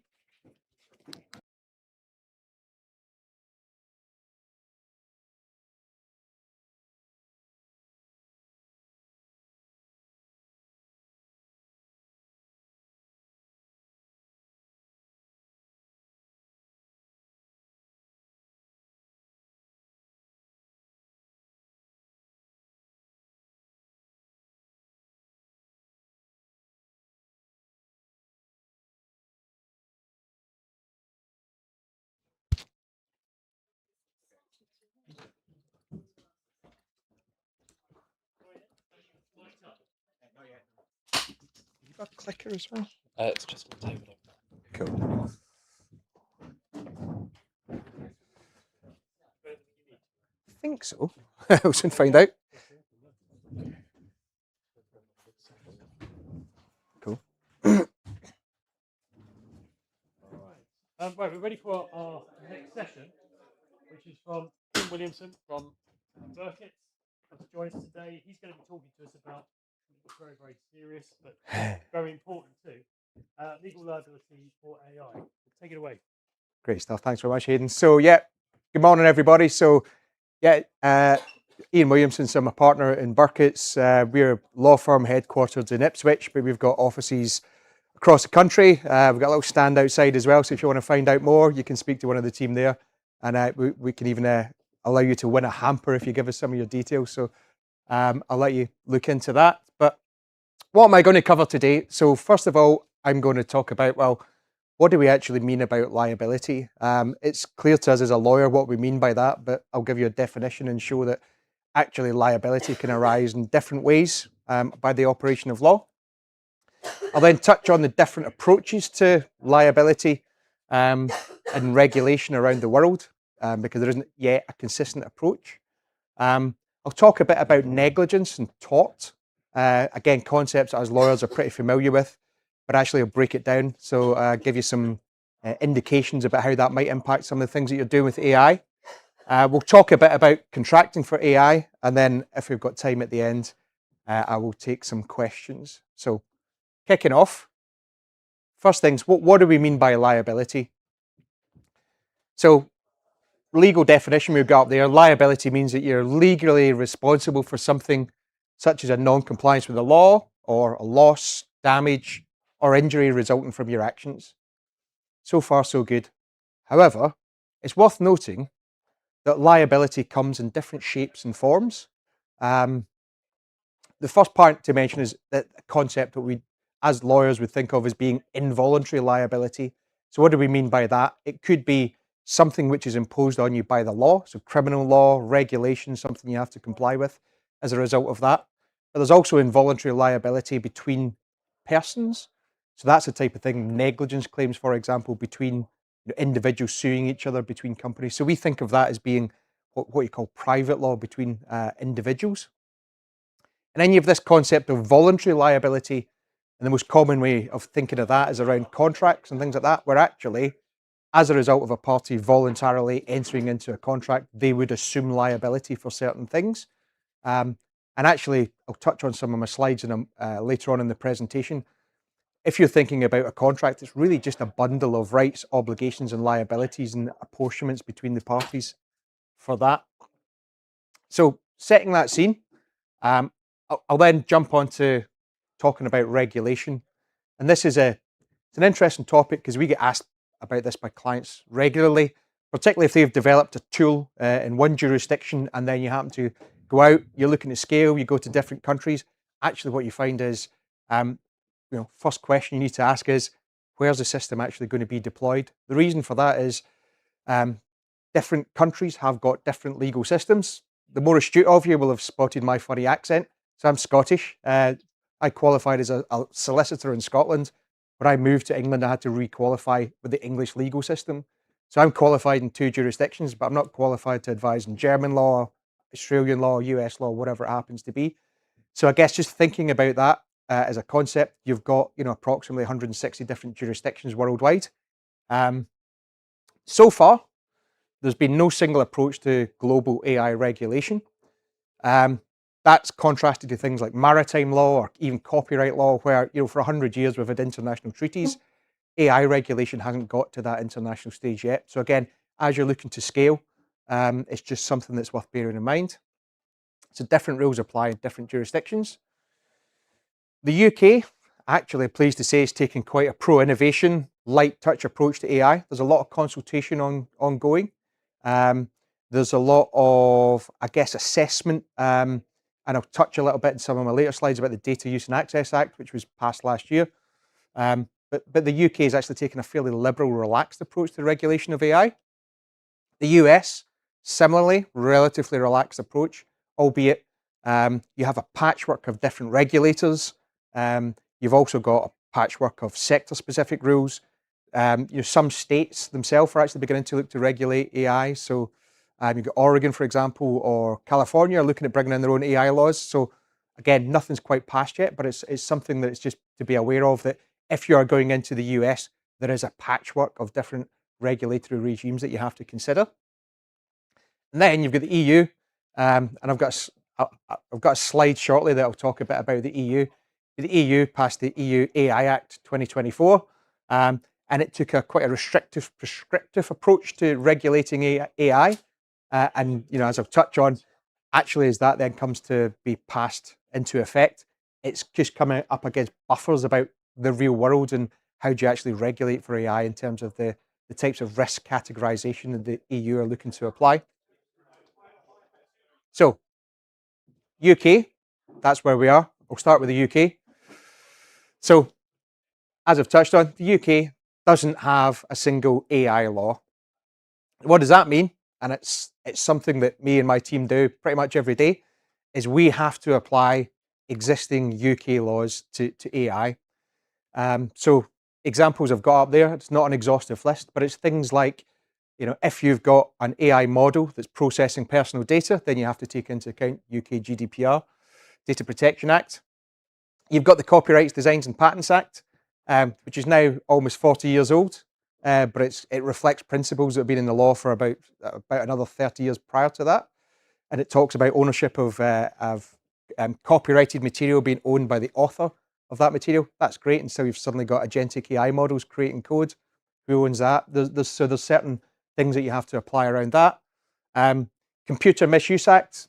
Some of you may be familiar with that. It's what's essentially used to penalise hackers and people who carry out things where computers are made to do something they're not supposed to. We had a real world case recently where one of our insurance clients were asking us around, if they created an agentic AI model that then went off and created fake profiles and went onto their competitors' websites in order to collect all their data from that, who would be responsible for that? And you go, well, you would be, because you're the one that created the model, because the agentic model itself doesn't have personality. But final one to mention, the Data Use and Access Act.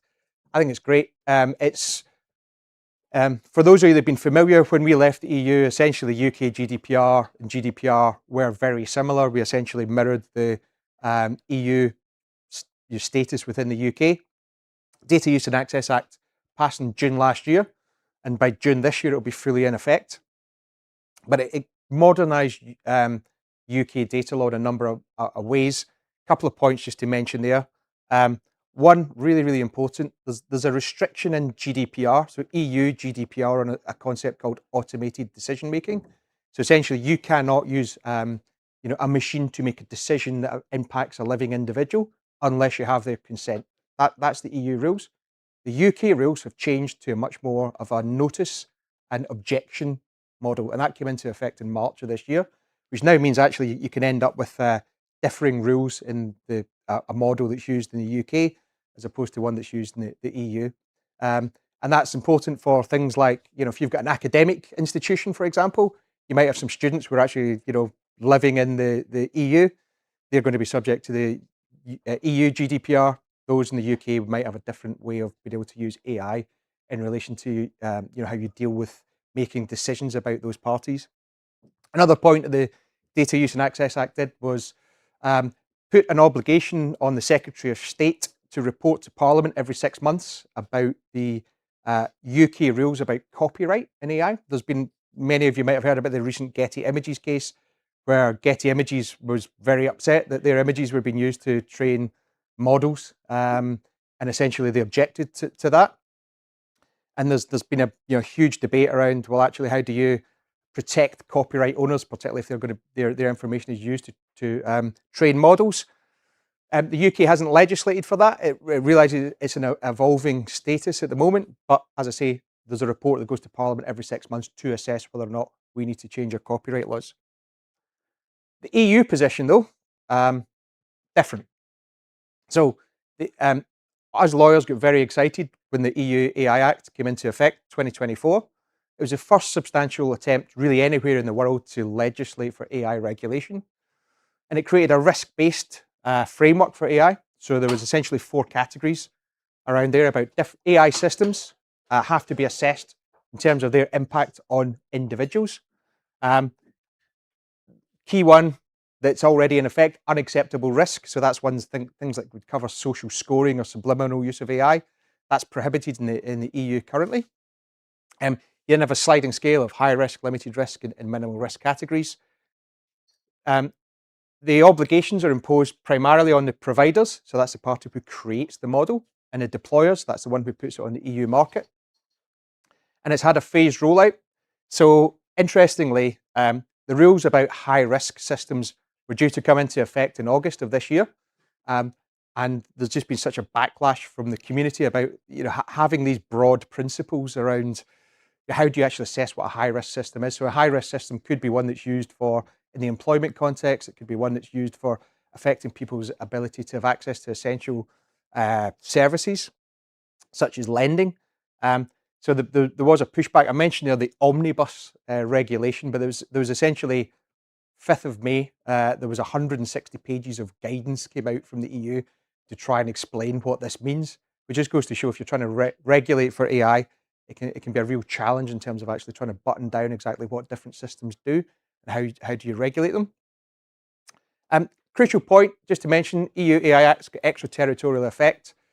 So I mentioned the example, if you've got an academic institution with students in the continent, actually, if the AI system is placed in the EU market, or even if it impacts individuals within the EU market, you could be subject to the EU AI Act.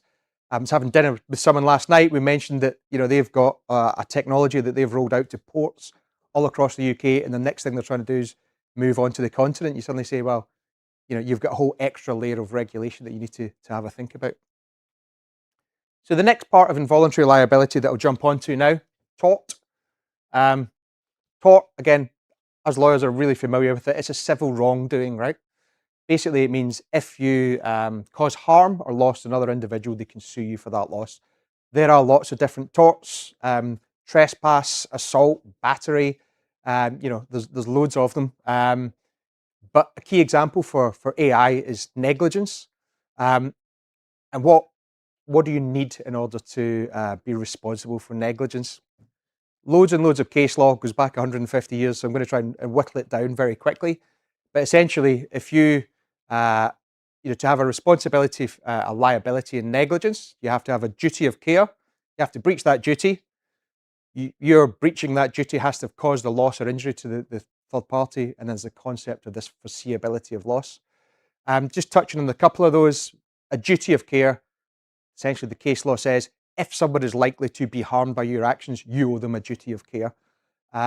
There's a really interesting case about a snail and a bottle of ginger beer that I can talk to you about after if anyone's interested, but that's really where this concept of the duty of care comes from. And then work your way through, well, what's the foreseeability of loss?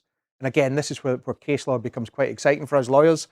So foreseeability of loss, there's a test that we apply called the man on the Clapham omnibus. It's not about, do you know that there's going to be harm caused? Actually, the man in the Clapham omnibus is meant to be the reasonable individual who might foresee that there could be harm caused. So even if you haven't thought about someone could be harmed by your actions, you could still be responsible if it would be reasonable for a reasonable person to consider that loss would occur. You can disclaim your liability in tort to an extent. There's an act called the Unfair Contract Terms Act 1977, but essentially means you can exclude your liability except essentially for death or personal injury caused by your negligence. So those of you familiar with contracts will see that clause quite regularly in the limitation of liability. But by disclaiming liability, you can do that in a few ways. You can do it in a contract itself if you actually have a third-party contract that you're dealing with, or you can do it by way of a notice. Loads of you will be familiar with, you hand over your jacket in a cloakroom, it says, the proprietors aren't responsible for loss to items. That's essentially a disclaimer that they're looking to put in. Most large language models as well, when you deal with them like Copilot, they have a little statement at the bottom that says, please note, the accuracy of AI output can't be guaranteed, essentially, and it's those kind of things. Does anyone know who these guys are? Yeah, exactly, right. So this is where it comes to. This is my favourite slide in the whole bit. I've had to shoehorn my whole presentation to try and come in. Do you remember their song "Crazy Horses"? Ah, man, there you go. I looked at it. That was the first thing I thought about when I was pulling this presentation together. But the Osmonds have a song about crazy horses. Look it up afterwards. Why is that relevant for AI? Well, there's various runaway horses. As I say, what we're trying to do is apply existing law to new technology.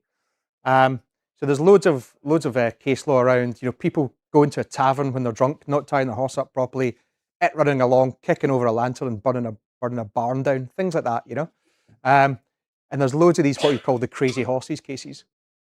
Maybe it's people haven't necessarily locked the gate of a field. So it's accepted. Horses are unpredictable. So, if your horse perhaps escapes the field and runs along and does a lot of damage in the town, you're not actually responsible because the horse was crazy or the horse itself was actually going to be causing damage. It was the fact that you should have foreseen that there would have been losses arising from that, and therefore you should have taken precautions to avoid the harm, tying the horse up, closing the gate, whatever it happens to be. So the analogy for AI, liability flowing from inadequate safeguards, really, supervision or deployment practices. It's not the technology itself. It's accepted that AI is not perfect. There's going to be hallucinations. There's going to be things where there may be issues that result from it. But it's the fact that people have to think it through. So I would kind of urge you as you're developing your systems, as you're looking to roll them out, consider, are you responsible for the horse? What could the horse do? What safeguards do we need to take in order to limit those harms? And if we need to, do we have to bring them to people's attention in order to disclaim liability? So the next question, who's on the hook? That's my second favourite slide.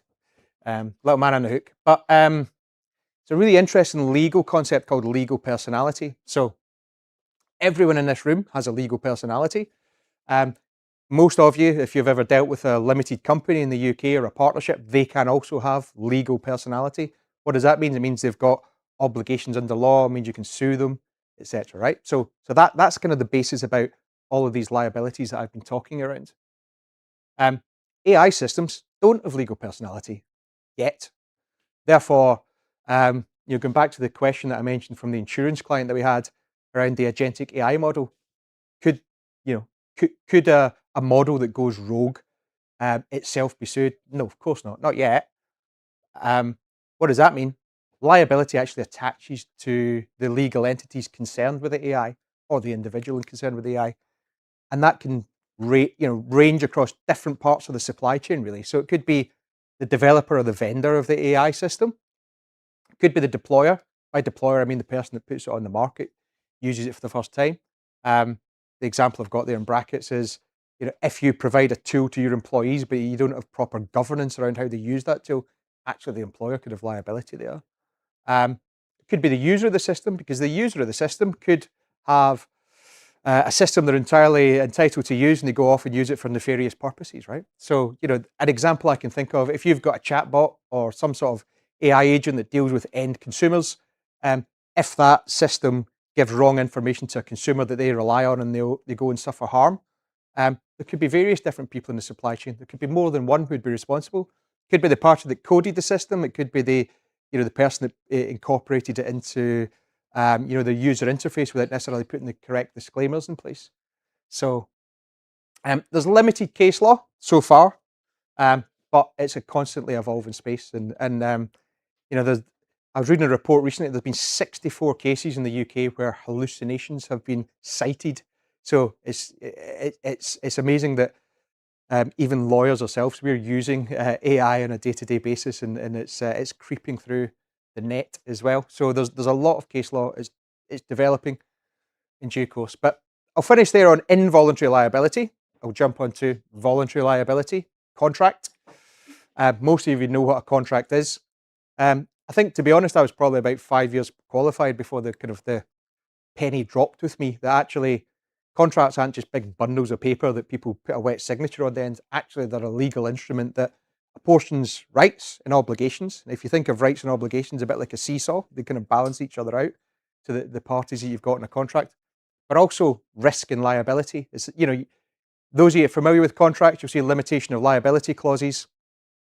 Ultimately, that's about apportioning what happens if it goes wrong, how much responsibility is a party going to have it, how much does someone assume in terms of performance.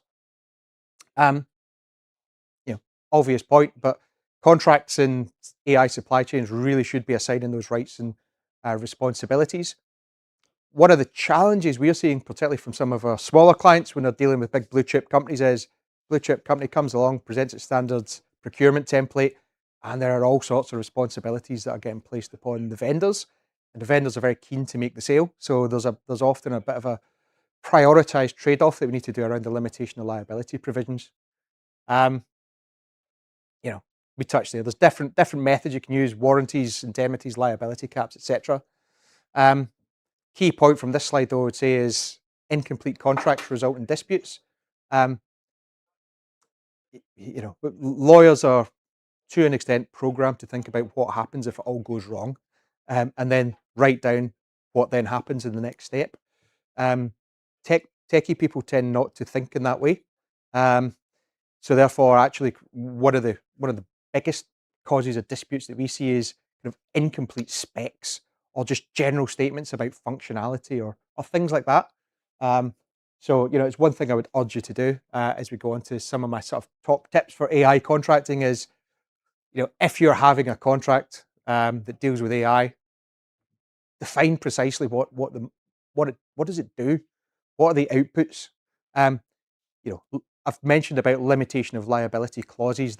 Those are clauses in contract that says, if there's a tort, your maximum liability is going to be X £1,000, whatever it happens to be. One of the best ways to limit your liability is just to simply explain what the tool does. That can be from the models, it can be the outputs, it could be whatever the features are, it could be the development plan, whatever it happens to be. I'd really, really urge you on sort of precision to take a step back and work your way through that. This, again, to emphasize the point, what could go wrong? Tailor your warranties, your liabilities to AI risks. I mentioned a few of them in there around hallucinations, what's the human insight, oversight required, etc. What I tend to do when I'm sitting down with a new client is get a blank sheet of paper, draw 2 boxes on it, and say, like, what could go wrong? What harm could you cause to that party?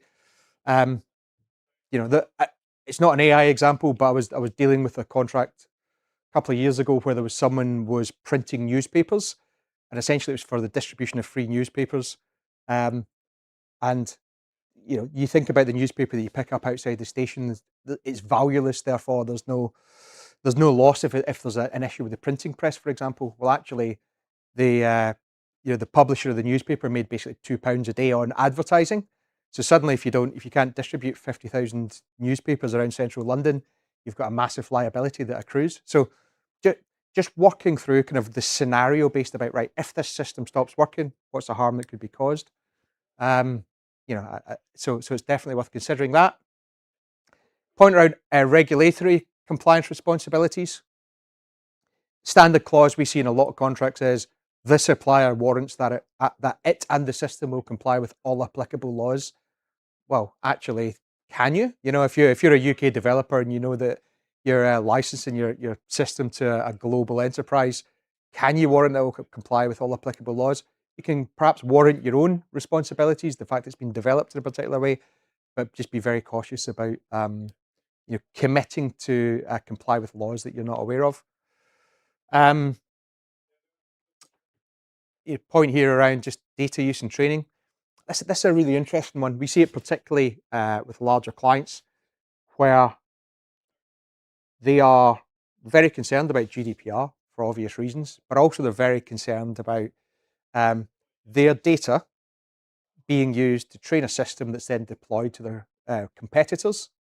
So again, thinking through that, if you are the owner of the system, you might want to be able to use that data for anonymized and aggregated purposes. If you're the customer, you might want to have some sort of blanket ban on that. Regardless of where you end up in terms of that liability and threshold, you need to have the conversation about it. If your model is going to be trained by aggregated anonymized data, be explicit about it. Would be my recommendation. And then the final bit around sort of IP ownership. Again, particularly if you're dealing with a customer's kind of standard T's and C's, they will want to own all the developments, all the enhancements that have been created over the course of a project. That's not really how AI necessarily works. The actual usage of the system can enhance its functionality, and then typically, if you're the developer of that system, you want to be able to go and use that to enhance your product, develop new products, go and service other customers. So, I have a whistle-stop tour of matters around AI and liability. I will pause there and say, is there any questions? Oh, yeah.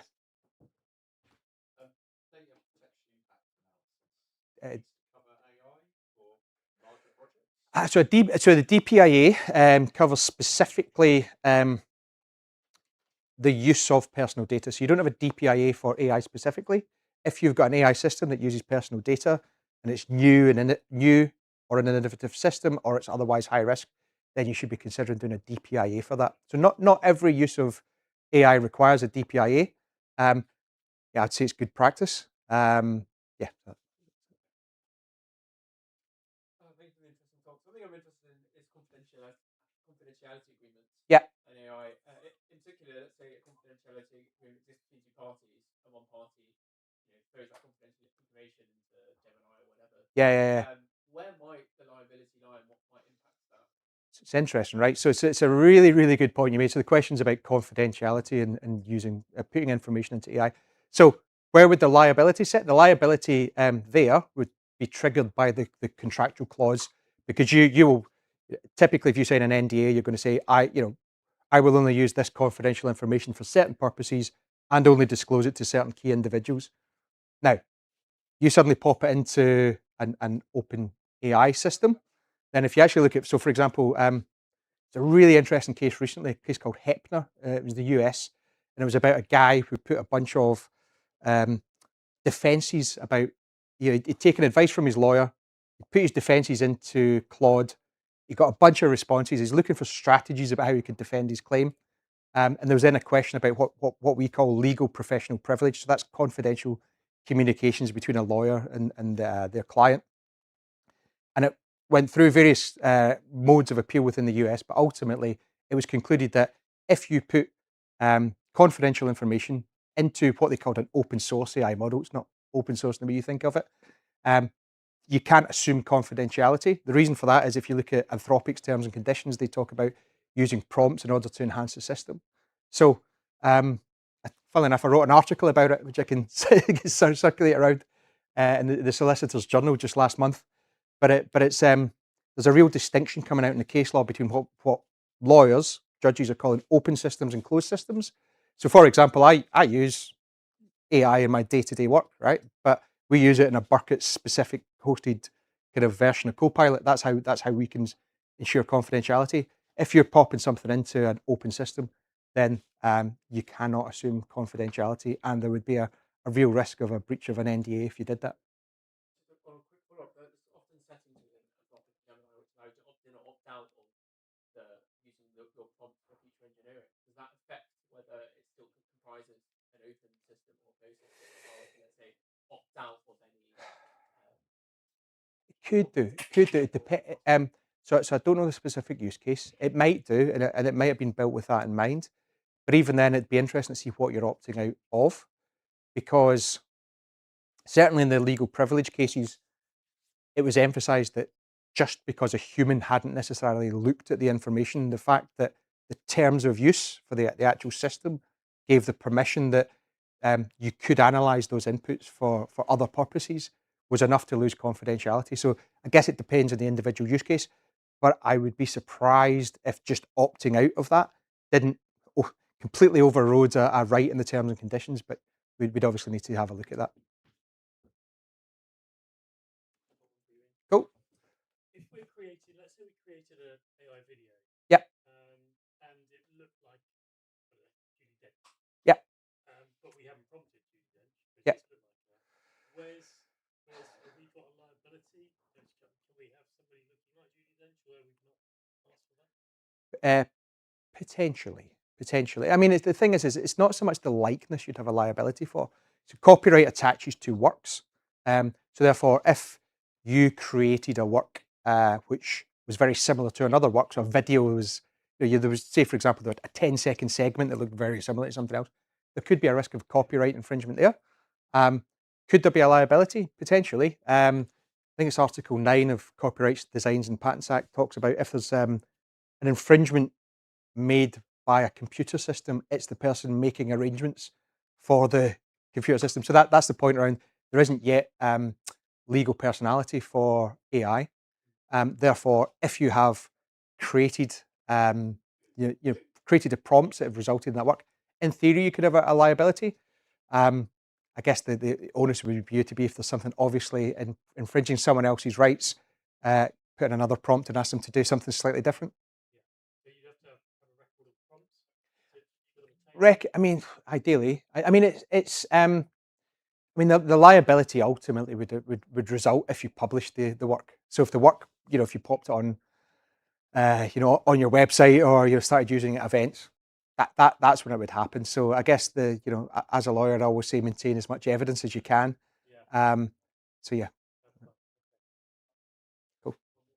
Do you think we'll get to the point where AI or agents will get legal personalities?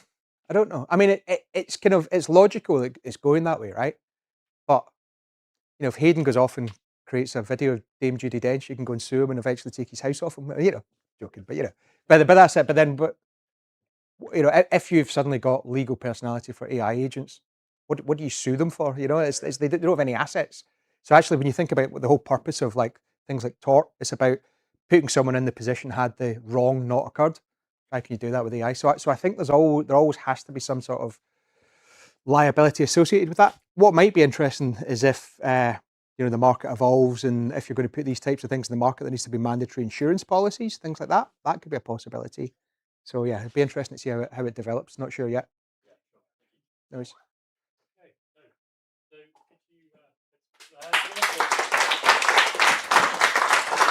Cheers. We now have an hour for lunch. There's a phone out the front. Cool. Thanks very much. That's great. Thank you. No worries. Thanks, mate.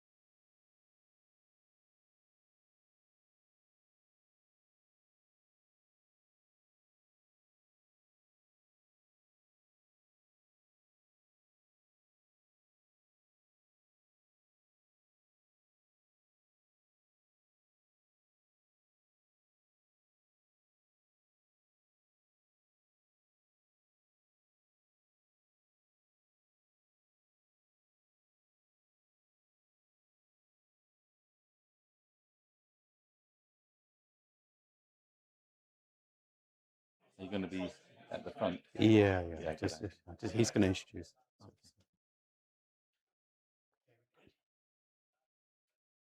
Good afternoon, everyone.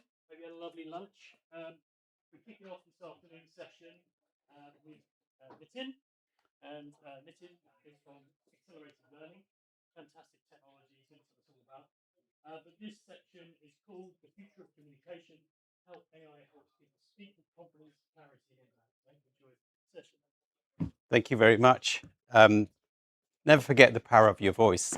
It's really enabler for you to get that job, to get that investment, or get that date that you always wanted as well. So it's can you move the slides? We got a slider? Have you got a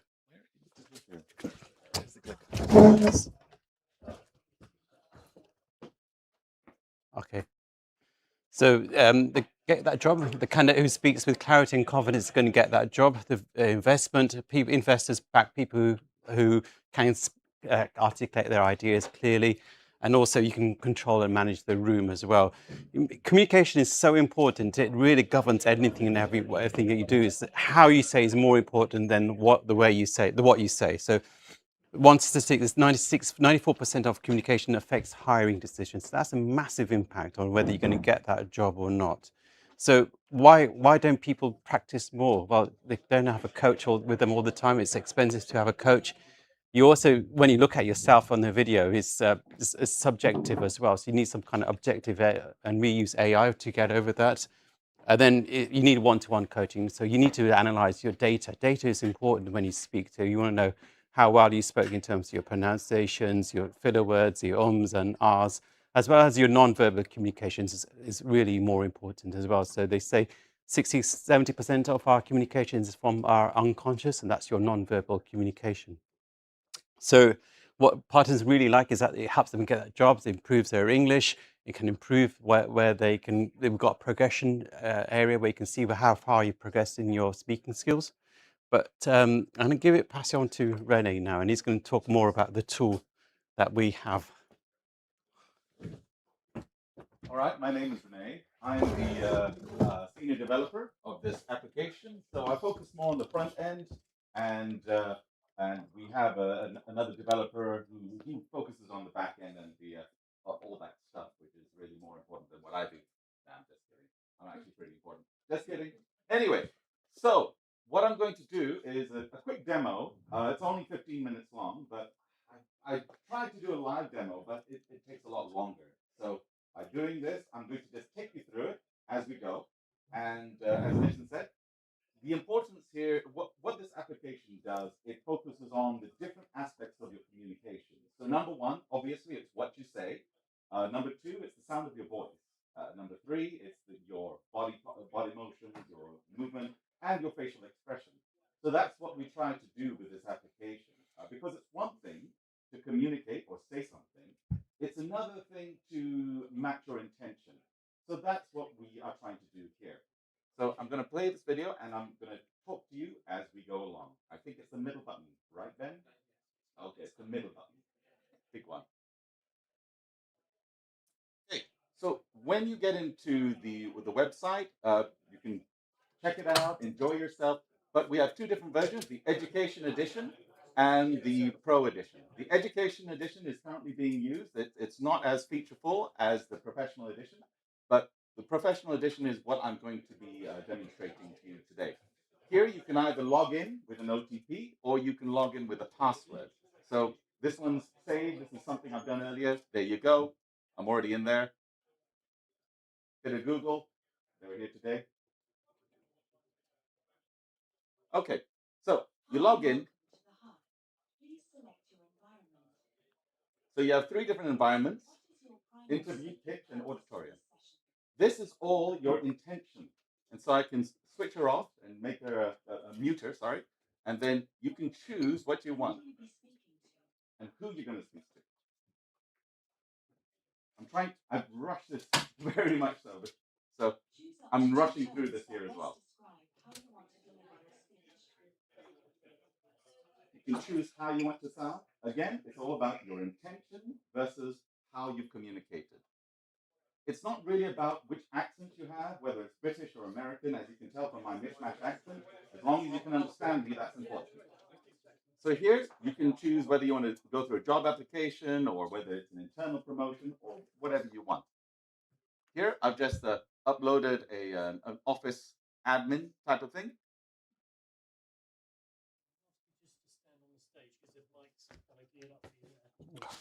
All right. Here I'm applying for a junior office admin role. You can check through what you put in so far, and then you press enter scenario. Now, originally, I did this on Unity, so it was more of a 3D environment for virtual reality, but we decided to switch to web, and so the VR version is going to come later. One I did this morning. You can switch between portrait mode if you're on the phone, or you can landscape mode if you're on the computer. I think I'm looking good so far.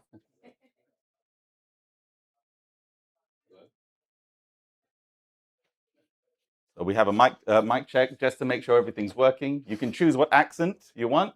Again, like I said, doesn't really matter what accent you do, as long as you sound, well, intelligible. People understand what you're saying. The calibration was because I always look angry, according to my son. And so I had to get it calibrated so that my eyebrows don't make me look more angry than necessary.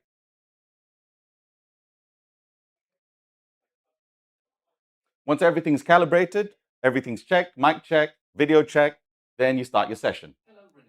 It's great to meet you. Could you please give us a brief introduction about yourself and your background? So I've got myself in the bottom right corner here.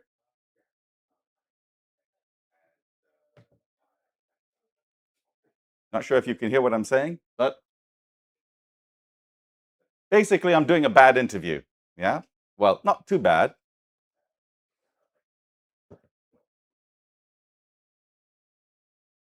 So here you can see how I look. I can show my live feedback, whether I'm slouching, using my hands, whether I'm smiling.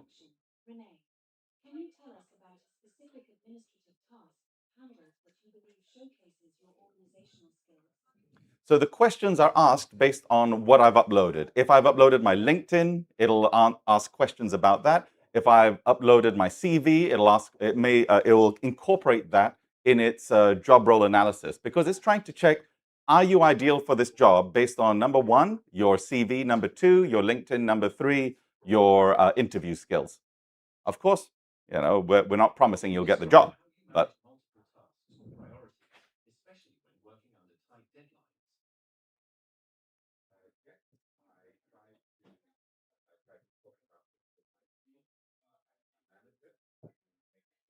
so I've said a lot of ums and ahs. If you can't hear it, that's what's happening. I'm saying a lot of ums and ahs, making sure that I throw in a not so good interview. Thank you for your time. Renee, we appreciate your insights and look forward to reviewing your application further. Have a great day. So while it's analyzing, because it takes in, because the models take a bit of time to process everything, I've sped everything up. And during that period of time, you can just record yourself doing some tongue twisters and things like that. And then you can see what your score is like and how you've pronounced certain words. Now, once it's done, then it can take a few minutes. It can take a few minutes, but we're trying to speed it up right now. Now, once you've finished, you'll get into your level, your communication score. Here's 74, and then clarity, presence, impact, and content. So content's about what was in the interview. Clarity, were you clear in how you spoke? Presence, again, that's all about your body motions and your expression. And impact is how high of an impact you make on your hearers, basically. Now we go into the detailed analysis. Here is more of all your pronunciation. I'm not going to go through it in this specific scenario because I'm going to show you the education scenario in a little while. But I'm going to take you straight to the summary. Now, here we use the AI models to look at the video, and we have the intention, the voice, expression, there's feedback for every single part. So you can really dig down deep and you can drill down into it. Now, if there's no LinkedIn uploaded, as I haven't done it here, then you won't get a score for that. And your score will be based only on what you have done, whether it's your interview or whether it's your CV. So my interview wasn't very good. It was about 65. Then you can see a video feedback with all the different metrics over here. My posture, I was slouching most of the time. My head, whether it was straight. Where my gaze, also my gaze direction, whether I was looking somewhere far away, as I am here. And then we've got more detailed feedback. So there is a lot of detail, a lot of feedback in what we have here. This one, I'm not sure if you can read it. The tone was happy, but the speaker showed slouching posture and limited engagement. So this is all to help you basically improve your communication, not just the way you speak, but how you express yourself and whether you express and communicate yourself in the way you intend. Here, you've got all the different metrics of my voice was happy, my face was neutral, my posture, my gaze was slightly to the right there, no hands were visible, my head is slightly up, pose, there's an issue detected, I'm slouching. So perhaps next time I should sit up and look a bit more. Well, I think I was pretty friendly in this one, I was pretty happy. And then this one, now this section is what we also have in the education edition. The edition that you saw just now, that was the Pro version. This is in both the Pro and the Education edition, and this has actually been used in India, and Sujitha is going to talk about that in a little while. And what we do here is you take the PDF, and then you can edit how much you want to be analyzed on. And this is mostly just pronunciation itself, not the, we don't have all the fusion metrics for this specific feature. The one that you saw earlier, which is the interview, and we've also got the auditorium, and we've also got a boardroom presentation. Those ones are more based on everything, whether your facial expression, etc. This, now I'm pronouncing it really badly. They are used to enrich the cultural content and have therefore inherently multimodal as an important part of non-verbal behavior. Public communication, very relevant information that can reveal social constructs as diverse as personality. So I've purposely made it a bit worse than I would usually speak because, well, I needed you to actually see something's wrong. So everything that's in red are things that are going to be difficult for people to understand. And so we have a guide word and we have the user. So I can see exactly which words did I pronounce things incorrectly. The red ones are the ones that I really need to work on. The yellow ones are ones that it's okay, could improve a little bit. And then I have the guide speech here. I can choose the phonemes. I can choose the words. I can even get the guide for guide speech as well. You can download your recording. You can change the accent if you want like an Indian accent or American. So here we have the practice word section. It looks at all my incorrect words, and then I can have a look at how does a cross section of the phonemes and the front view of the avatar. And this is the structure of what I spoke. And so, for example, if you had practiced just your speech for a presentation, that's what you would do. Then looked at vocabulary, look at grammar, you can also, it will check what your grammar was like, check what your vocabulary was like, how advanced your vocabulary is it beginner, advanced, intermediate, etc. And this is how you can improve. Now, we've got more features over there, and then you can see your last attempt, you can see the scenario, you can go to pitch and present. So I'm going to quickly go to present as I'm trying to get through this as fast as I can. Good evening, ladies and gentlemen. It's a pleasure to be here today. Thank you very much for having me. Now, I had the audience in the background. The audience in the background they were making a lot of noise because some of our users said it's not real enough because people are too silent. And in an auditorium, they might not be silent. So we added a lot more background behavior. But then another user says, oh, it's too noisy. So we have the volume there just to make sure you can be you can hear the audience or they're silent. It's up to you. Again, it analyzes, and this is your result for the auditorium. And so it, again, very similar to what you saw in the interview. You can, and then you can have a pronunciation, practice words, structure, etc. Hopefully you're getting everything in a very short space of time. I'm very much aware of time. So again, this is the video analysis, and it will go through everything you've said, the transcript. So if it's the interview, you'll have your questions from the interviewer, and then you'll be able to see your answers as well. And this one is just focused on what I said in an auditorium scenario. Yeah, you've got everything you need here. I think we're coming to the end. I think this should be it. Is it? No, it's not. You can check your last attempt. I think we've already done this section. Sample speeches.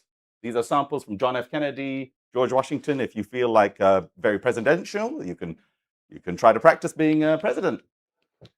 Then here we've got more. These are more tools. So vocal warm-ups, tongue twisters, speech tips. A lot of things that you can just practice to make your speech better.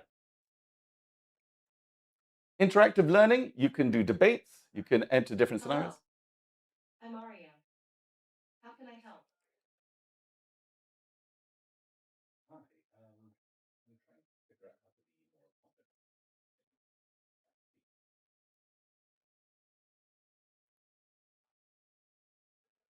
And then it gives you advice. So a lot of our students in India, they tend to enjoy using this feature the most, I'd say. Would you say that's right, Sajith? Yeah.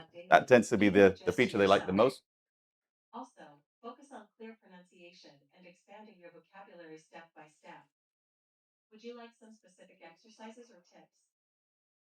Then we have the IPA dictionary, where you can listen to exactly how you should pronounce each sound. You can choose whether your accent again. So in this case, I'm going to demonstrate Indian accent. Boy. God. Cat. Because our users may not want to sound British, they may not want to sound American. So at least they have a guide of how to sound. Here we have a CV analyzer and a LinkedIn reviewer. It analyzes your CV, analyzes your LinkedIn profile. You have to kind of upload the LinkedIn profile. But then we have an interactive Become Better at Public Speaking course that you can also go through. So you can do this at your own time, at your own leisure, and then that's it. That's it. There you go. Thank you very much for your attention. There we go. It's really like running a race, isn't it? Trying to get everything done in time. Anyway, yeah. I'm going to pass it over to Sajith so that he'll tell us about what's happening in India. Yeah. So good afternoon, everyone. I am I'm handling the sales and IT of X-Ray Learning, and this product is a fantastic product. I am just learning through this tool and improving my pronunciation. Bear with me, my English. Okay. So we have placed this product in India and other part of Middle East and East Asian countries, and we got a tremendous welcome from Indian schools and other institutes for this product, because Indian students are very knowledgeable in technology ways and all, but they have the problem to express it in front of international audience and talking with other in English. So the hesitation, the confidence level, and all the stuffs are there. So that's the opportunity us to pitch into that market and Middle East as well as, and we are achieved to grab around 6,000 license within 6 months from India, and the pipelines are very strong, and we are planning to expand our sales activities in other part of non-English speaking countries as well as. Okay, that's from my end. Thank you very much.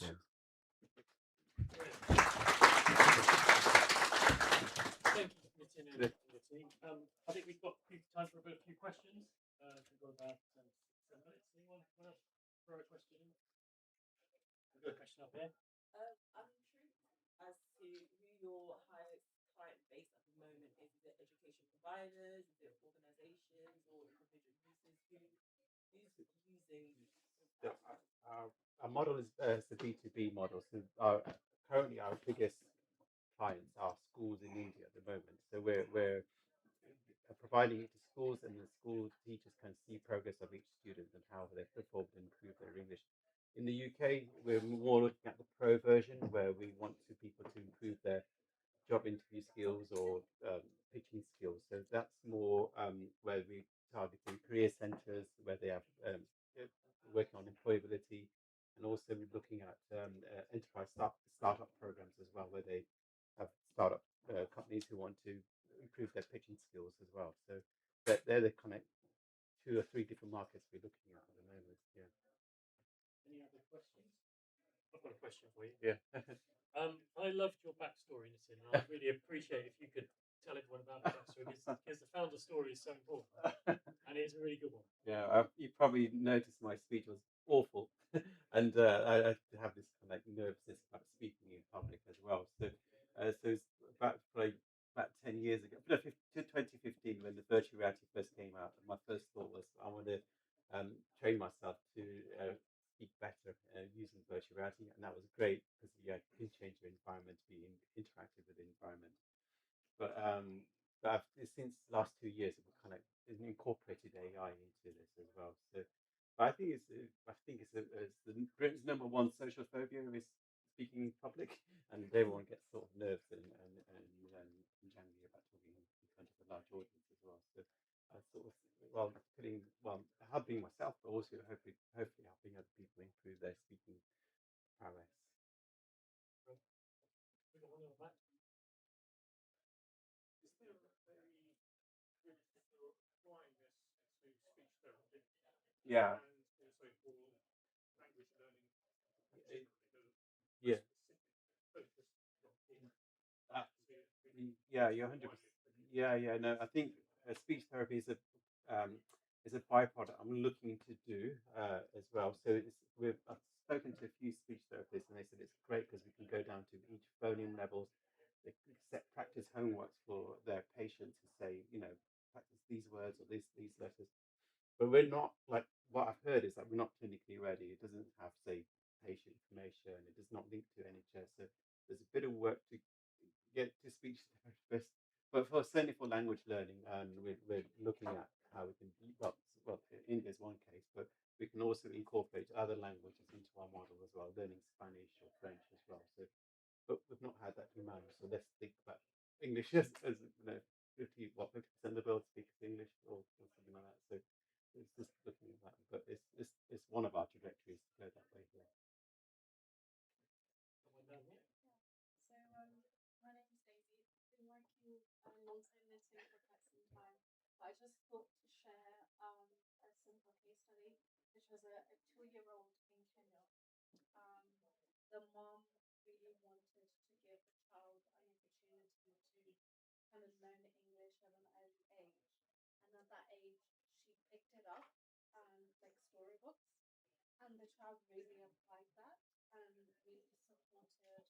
The child now went into like preschool with so much confidence. So the application of this, depending on like your objective, is as a parent you can take it on and actually support your child to progress in other areas. Whereas you kind of giving that responsibility, let's say, when at a later stage, but they can start quite early on. So I've really enjoyed kind of seeing the application of the technology and how it's evolving from all levels of impact. But I thought the child was just a really great example. Yeah. And what sort of data are you holding it in, and how are you using that data? What are you recording? So we're not holding people's data in any way, so they can speak. We don't keep any videos or text. We keep just to keep a progress score. So you've been mainly been gathering data for our non-verbal communication, so body language, facial expressions, voice expressions, head moving, gaze. So we built our own large language model on that. So we've been scraping the internet, getting videos and images to build our own models on non-verbal side of things. So that's where we're using data. Any more questions? No? I think we're done. Thank you so Thank much. you very much. Thank you.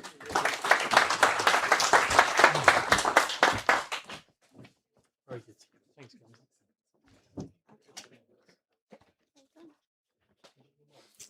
Oh, sorry. Thank you very much. Yeah, it's not the first time. Hear people in the bathroom. Yeah, you would. Yeah. All right.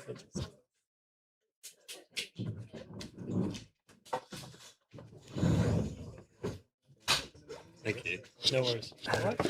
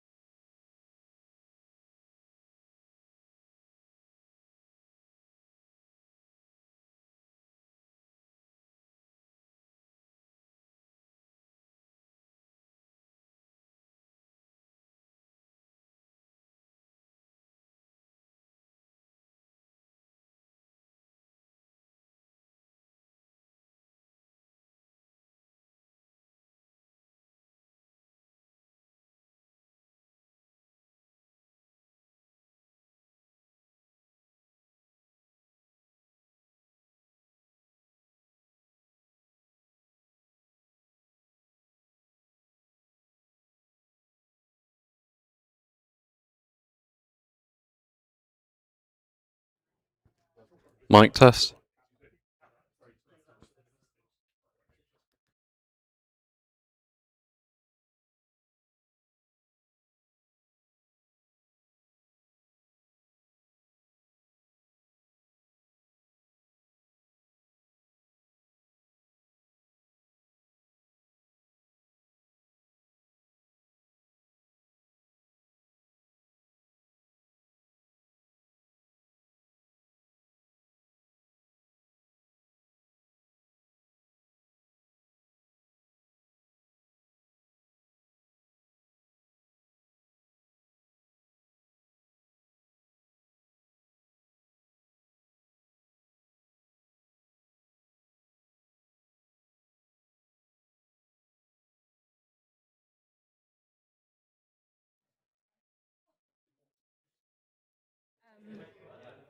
Yeah, no, I'm not like keen on talking, but I'm all right with children because obviously I'm used to teaching. Yeah. When I was teaching, I Yeah. used to that. But I taught the other for that the workshop, funding workshop that we're Oh, delivering gosh. to all staff and All right. externally organising. I just attract funding. Yeah.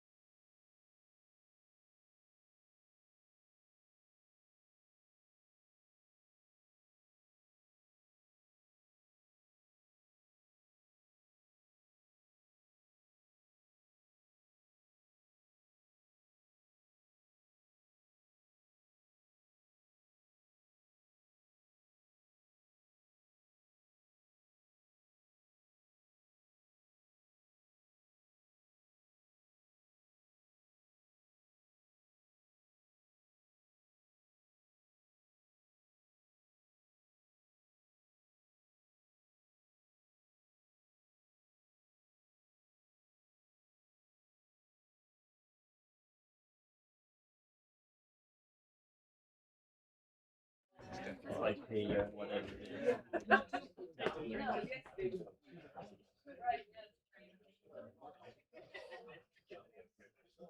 Hayden, do I just get started, or are you doing an Have you intro? got a? Or? Oh, you've got a mic.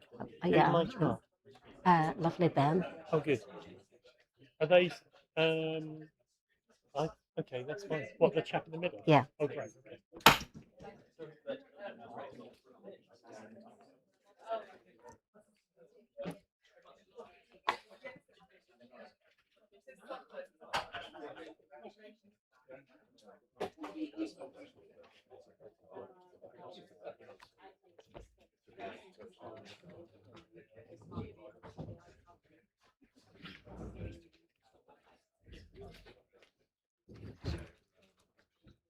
Thanks, Ben. I love that.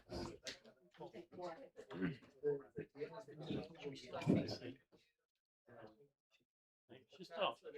Good afternoon, everyone. I'd love to introduce you to Deirdre Hughes. She has an amazing technology called Career Chat UK. Get that right. And but she's also got extensive amount of experience in careers and is playing around with AI. So she's the perfect person to come and talk to us a little bit about AI careers and the humans who matter most today. So please take it away. Thank you very much. Just sort of standing around here, just because the microphone's got it geared up for you there. Yeah, that's brilliant. great. Thank you very much. Well, thank you everyone very much for choosing this session. We've got 30 minutes together. I'm Deirdre. If you heard me earlier describe myself as a triangle, I've spent most of my professional life really curious about humans and how people get into suitable learning and work. I grew up in Northern Ireland in the Troubles, so in a war zone basically in the 70s, and I always was curious about how come she gets a job and he doesn't. How come that we've no line of sight to opportunity? So fast forward to 2019, when I had been working in policy research and practice, that in 2019 I stumbled across AI, simply because I was working on a major European project for 4 years, looking at ICT and career coaching in public employment services. And here we are in 2026, the day where we've got Alan Milburn's report around youth employment and work and all the problems that exist there. And actually, there's a new career service to be situated in public employment services. So if you wait for long enough, things can come back round again. So I wanted in there our 30 minutes to really just invite you to think about AI careers and humans and who actually matter most. So a quick show of hands, how many people in this room think AI will take their job in the next 10 years? No, none of you. Very, maybe? Yeah, couple? Yeah, maybe? So isn't that interesting that as humans, the majority of us are confident around AI will not take our jobs, but there are some maybe concerns. How many of you have already used AI to help you with work tasks this week or today? There you go. Really interesting. When I do this in schools, I get lots of young people who put their hands up and not always as many teachers. And how many of you know someone who could really benefit from better careers advice right now, given the complexity that is going on around jobs and entry-level jobs and also displacement? So I really believe strongly that the secret really to success is to think about how do individuals become supported using AI, but also with humans, not just in the loop, but humans in the building of AI chatbots. So in the 30 minutes, less than, we're going to look at big picture, where are we now and why it matters. And then we're going to look at the work landscape in 2035. What might that look like? What the evidence says about jobs. Then we'll look at the real opportunities, these new roles perhaps, and augmented work and the human advantage. I was in County Durham last week with AI champions. And at the end of the session, they were asked, what would you like in your training for the next sort of 5 or 6 sessions?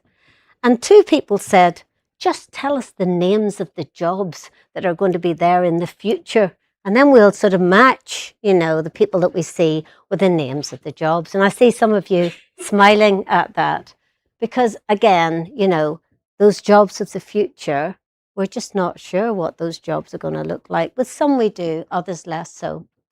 I want to then just show you what my journey has been, ever so briefly, an AI-powered career exploration.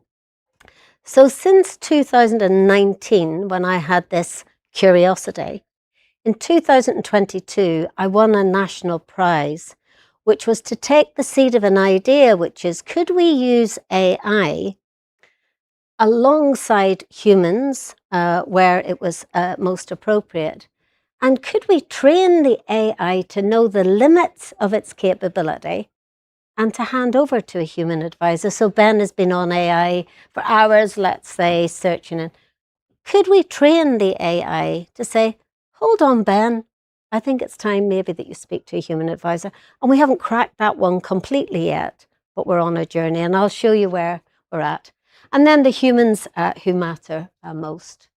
So where are we now? Understanding the AI and the work landscape. And, you know, just turn on the news.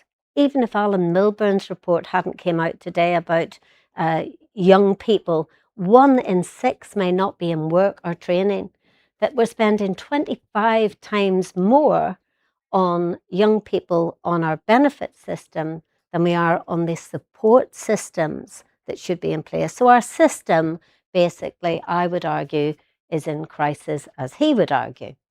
So let's move into the AI bit before we move on to careers and humans. So imagine boarding a plane when half the engineers who built tell you that there's a 10% chance it will crash. How many people in the room would board that plane if they knew there was a 10% that it would crash? Do you know, I'm glad you put your hand up because I sort of would if I had to get over to Ireland to see my family and it was a really urgent, I'd be willing to take the risk. So with AI, basically, we know that leading AI researchers estimate that there's a 10 to 20% chance of catastrophic risk from advanced AI systems. It's been lovely hearing today about all the great systems and all the whizzy things that can be done. But we have to be not just curious about AI, we also have to think about how we can be creative and how we can be cautious. So those 3 C's are really important. And the question's not whether AI changes work, it already has. The question is, who helps people to navigate it? And that is really where we're at. So the numbers, really, AI and work, 170 million new jobs created globally by 2030. 54% of UK adults say they use AI tools compared to 3 in 10 the previous year. So more and more students, more and more young people and adults are leaning into AI. 18% of UK students and graduates have used ChatGPT, Microsoft Copilot as a source of careers advice. So these are generic chatbots, not specifically designed for career support, but will lean into that. Alongside 66% of 13 to 16-year-olds who say they would. So I'm a researcher, a bit of a geek, really. And we have been building chatbots since 2022, specific for careers support. We built a chatbot prototype for BBC Bite-Sized Careers. And what was brilliant about that relationship was that it was an iterative process around talking to young people in the 4 home nations of the UK to say, would you use a chatbot? If you did use a chatbot, what would you want to see in there? And we showed them an example. Guess what the first thing that young people said they wanted in a careers chatbot? Not careers and not information. I'll help you out.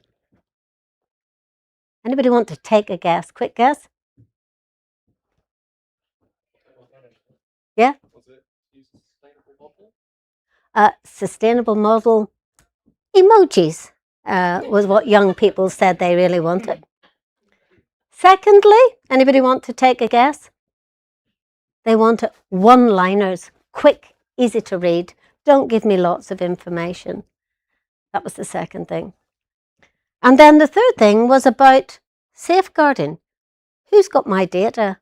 What are you doing with my data? So it's been very, very interesting journey around sort of thinking about AI, that 46% of UK adults use AI weekly, yet most schools has no qualified professionals or very few who are using AI, and the gap is widening. So basically, 10 years on, what will the work landscape look like in 2035? Anyone in the room modelled what you think the work landscape might look like in 2035? Well, if not, here's a starter for 10. And none of us have got a crystal ball and know for sure. But what the evidence tells us about job skills and the shape of work to come. First of all, cognitive work augmented. So the routine cognitive tasks largely automated. Human value shifts to judgment, creativity, and emotional intelligence. And you could add a few others on that. The human-centered roles will grow.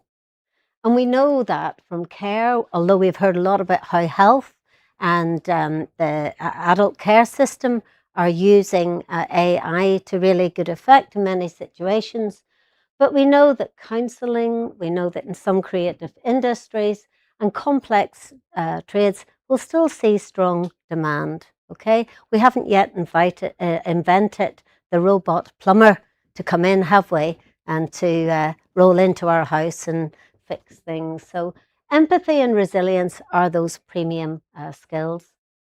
The new hybrid roles emerge, and we really, really hope that with AI, like other technologies in the past, it will create new types of work, new types of opportunity.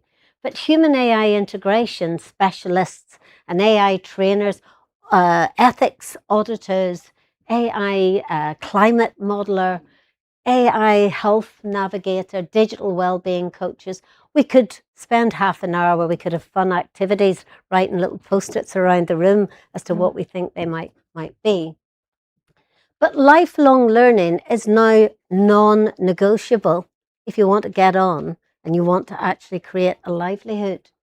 We're going to need to have more avenues for support, places and spaces for conversations about work, learning, making a livelihood. So it's not a one-time choice now, like when you went to school. You know, when I went to school, I was asked at 16, you know, what do you want to do? What do you want to be? This is no longer the case of one-time choice. We're all going to have to reinvent ourselves in many ways. So the real opportunities AI creates beyond those headlines, the genuine career and economic opportunities that are opening up. Entirely new industries, AI safety, synthetic biology, climate tech, immersive learning, which here we are in an immersive learning unit, whole sectors being born that will need millions of workers. Amplified human creativity, democratized access. We must never ever forget in our wonderful AI festival and celebration that there are many people dotted around our country in our rural communities that have no access to digital.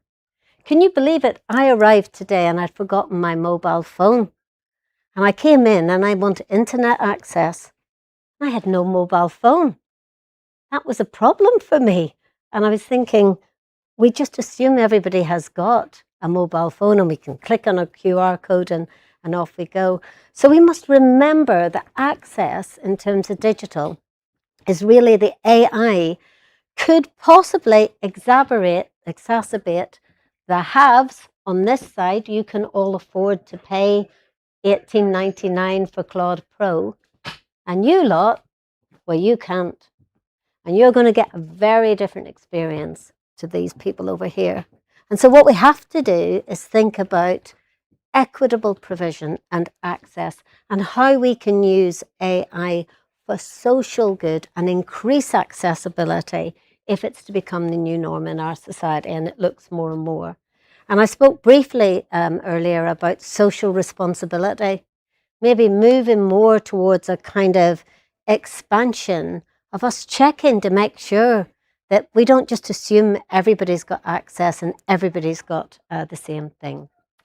So AI augments but cannot replace what I would argue the deeply human work of caring for people, looking out for people, not assuming that everybody's just got the same. I do quite a lot of work on research around careers and what might it look like in the future. And there's 5 future scenarios. This is a paper which you can download from our website. It's cicichat.co.uk. But this was a piece of work where myself and my colleague, Dr. Chris Percy, who's a co-founder of Career Chat UK with me, we were asked to actually look at an evidence base around what might the future scenarios look like. So future scenarios where AI and career guidance, that's career support, what it could look like by 2030. So you just have a little think around, what do you think, which scenario do you think will play? So the first one is that there's just gradual adaptation or adoption. AI makes, if you like, modest incremental inroads. You know, we're using it for our emails and we're using it for a few other things. Existing career structures remain largely intact, helpful in places, but no major significant transformation. Second scenario could be plateau for all. So AI capability, if you like, broadly peaks, widespread but modest uptake, more like 3G to 5G, you know, than the internet, steady rather than majorly disruptive. 3 is the fragmented future. Adoption is uneven across sectors, across regions. Maybe with Suffolk being such a rural sort of county, maybe actually it'll be very uneven compared to perhaps in Newcastle city centre, where maybe people are using it more. Those with access thrive, others are left behind, and inequality grows.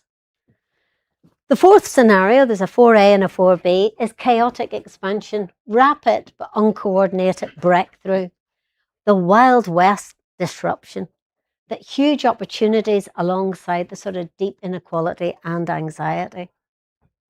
Or 4B, hyper-connected in a hypercharged world, high AI capability, proactive governance, interconnected, collaborative ecosystem, productivity gains, and it's widely shared. So quick show of hands, we'll do it ever so quickly, because I want to show you something that we've been building at Career Chat UK. There are 3 different things we've done over the last 4 years, and I want to show you just 2 of those. But just a quick show of hands. Now, there is no right or wrong answer in any of this, so you'll not be judged. Just a very quick, who thinks that we're going to go for we are inching towards the hyper-connected and hypercharged world? Okay. Who thinks that we've got chaotic expansion and that's where we are now? Yeah, majority of people. What about fragmented future? Who thinks that we're in fragmented future? Yeah, about the same number of people. Plateau for all, that it sort of, has it peaked yet, do we think? We're in this plateau stage? I think based on what we heard today, particularly in the Google presentation, we're not plateauing. And the gradual adaptation. How many people in the room, because you're here at an AI festival, I'm going to assume that most of you are interested in AI and you've probably used it.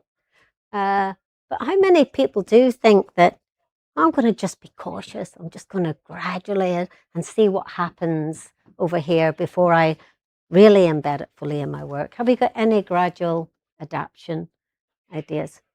Great. It's really, really important, I think, that in an AI context that, you know, that sort of making sure that we don't race at it to a point where I know I run a business, you know, I have a unique careers chatbot. I have to stay ahead of the curve because I've dedicated really 6 years of my life sort of trying to create something. But it's really, really important to make sure that we've got these safeguards.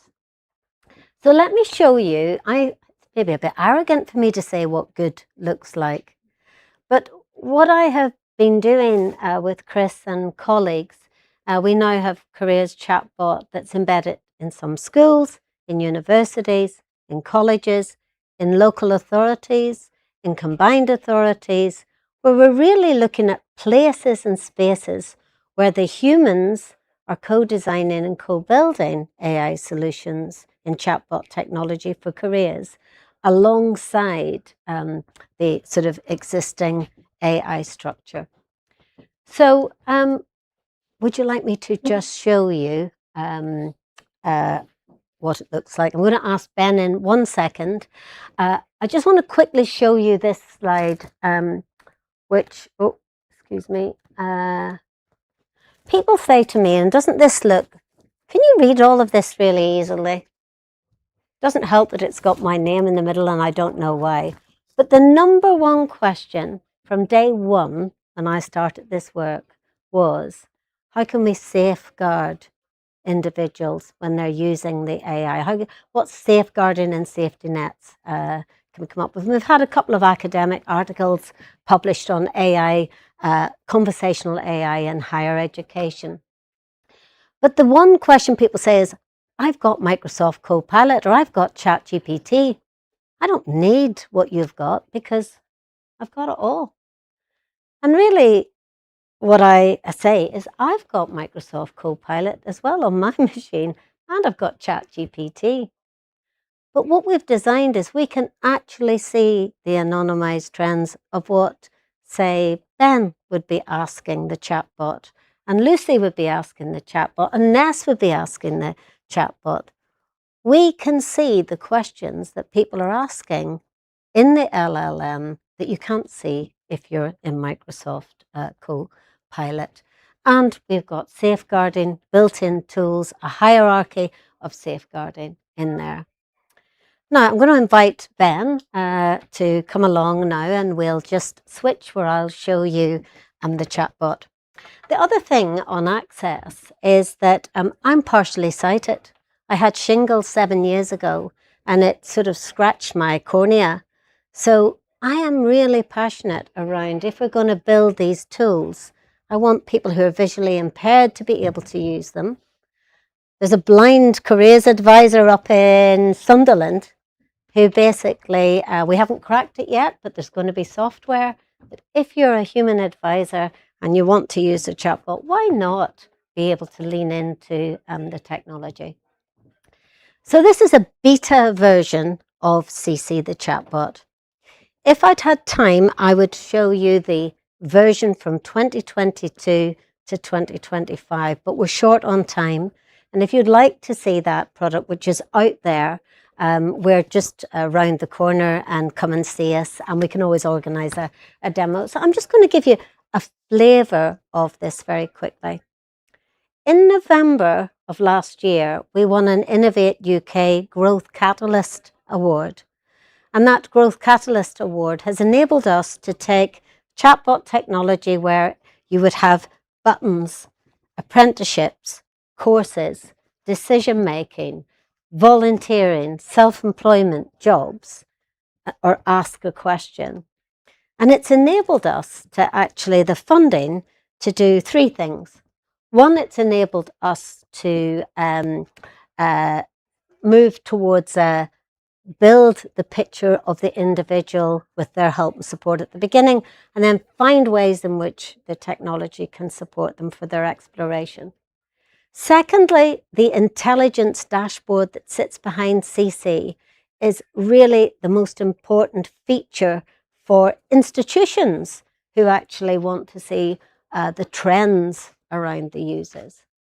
And thirdly, most institutions, whether they're in education, in public employment services, in these employability services, National Health Service, where they're trying to help people switch careers, What they're saying is, but we need some teaching and learning resources to help us know how to use tools to good effect. And the Innovate UK grant enabled us to develop those resources, which I don't have time to show you today. But let's imagine you've got your mobile phone. You've got an intranet where your staff and your students go, one place where they go, or you might want to have it embedded on your web page so that people from the community or your students can just dive straight into it. So I'm going to start first of all. Oh, I put Newcastle, that was just automatic. Let me delete it and let me just put in Bury St Edmunds. And this is where I'm.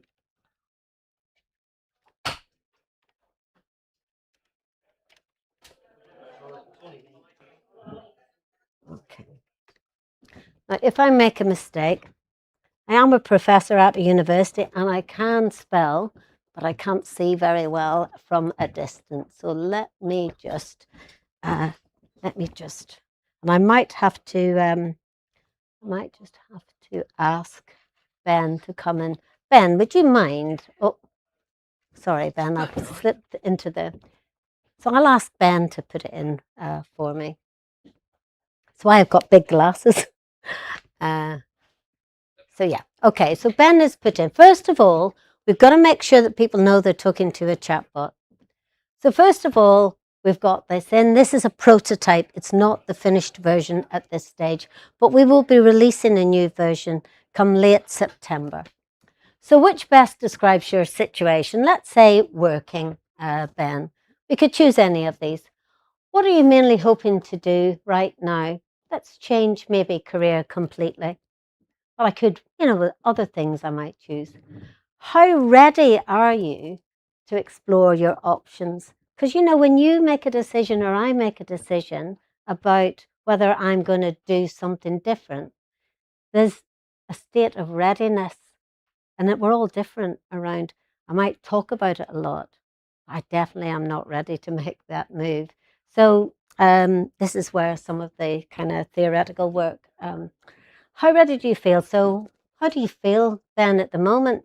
Ooh, I need to make a decision. Okay, go for it. And what would be most helpful right now? Ideas and actions, a plan, reassurance, or practical tips and resources? Clear plan or next steps. Okay, go for it. Is there anything making career decisions harder for you right now? You could say prefer not to say. You could have family pressure, lack of money or training. So what we're doing is we're just warming up really the chatbot here too. So whichever you prefer, really. So click next, that's it. So now you can review your answers. Oh no, I want to change that. You could change, but let's say submit. So off we go really here. Now at the bottom, we can type anything in at any stage. And one of the things that we've been able to do is text to speech and speech to text. We haven't got time for me to demo that here and now, but we can do that outside of the room.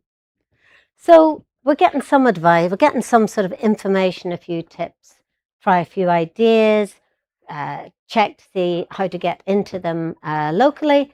Let's type in here, I want to be a nurse and make more progress in my career.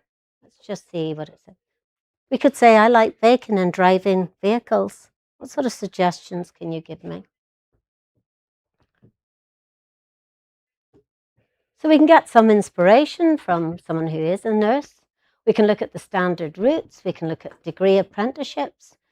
We'll soon be talking not just about A levels and T levels, but V levels come in next year to our system. And we can, these little bite-sized nuggets. And if we want to, we can actually say, well, I have A levels, or I have college qualifications, or I have no qualifications. And so what we're trying to do is we're trying to give a sense of hope and opportunity to people. Now, if you, that's great, Ben, thank you. If we look over here, you'll see here that we've now, thanks to Innovate UK, We've got reading and display so that we can make sure if you're sort of autistic, for example, or certain styles, you can turn and adjust this. It could start to speak if we so wish. Well, actually, because of time, I need to finish promptly. Download the conversation. It will translate to different languages. So if your parent has come here from Ukraine and hasn't yet got the full linguistic skills, but you're a child at school, you'll be able to have a conversation. So we're trying to sort of make this much more fair and open. So if I click to the next slide, if I can just, actually, if I can go to the other one very quickly, future track. So the second one, and I won't have time to show it to you, this is the dashboard that sits behind CC. Sorry, Ben, would you scroll down just so we can see how long people have been on the chatbot. We can see how many of them want to speak to a human advisor. We can see what time of the day. And if you just scroll down, Ben, we can also see what are the trends. So for this college, we could actually see and produce a report that says what the students in this college are actually trends around what they're typing into. Have they got well-being concerns? And if so, the college can adjust its provision because it knows that students of this are actually, these are the things that are important to them. Hot topics. Just quick to the future track. Future Track is the second product that we have designed that's in FE, some FE colleges, around how do we stop the wobble on a Wednesday?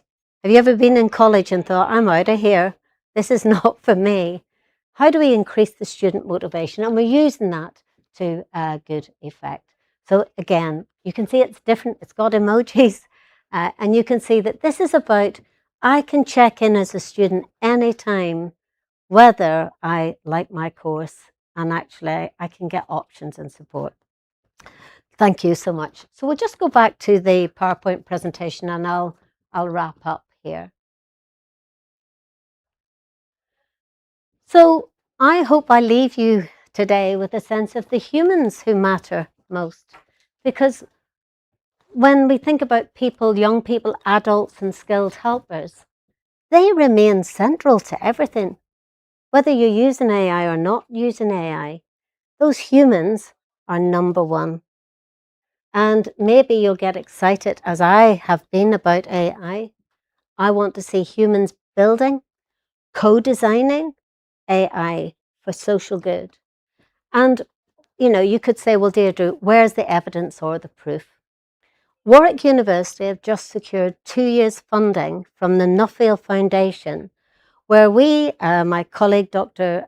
Chris, actually he's an associate professor, Peter Dickinson and Dr. Chris Percy, we've been funded for 2 years to develop an evaluation framework for LLM-powered careers advice.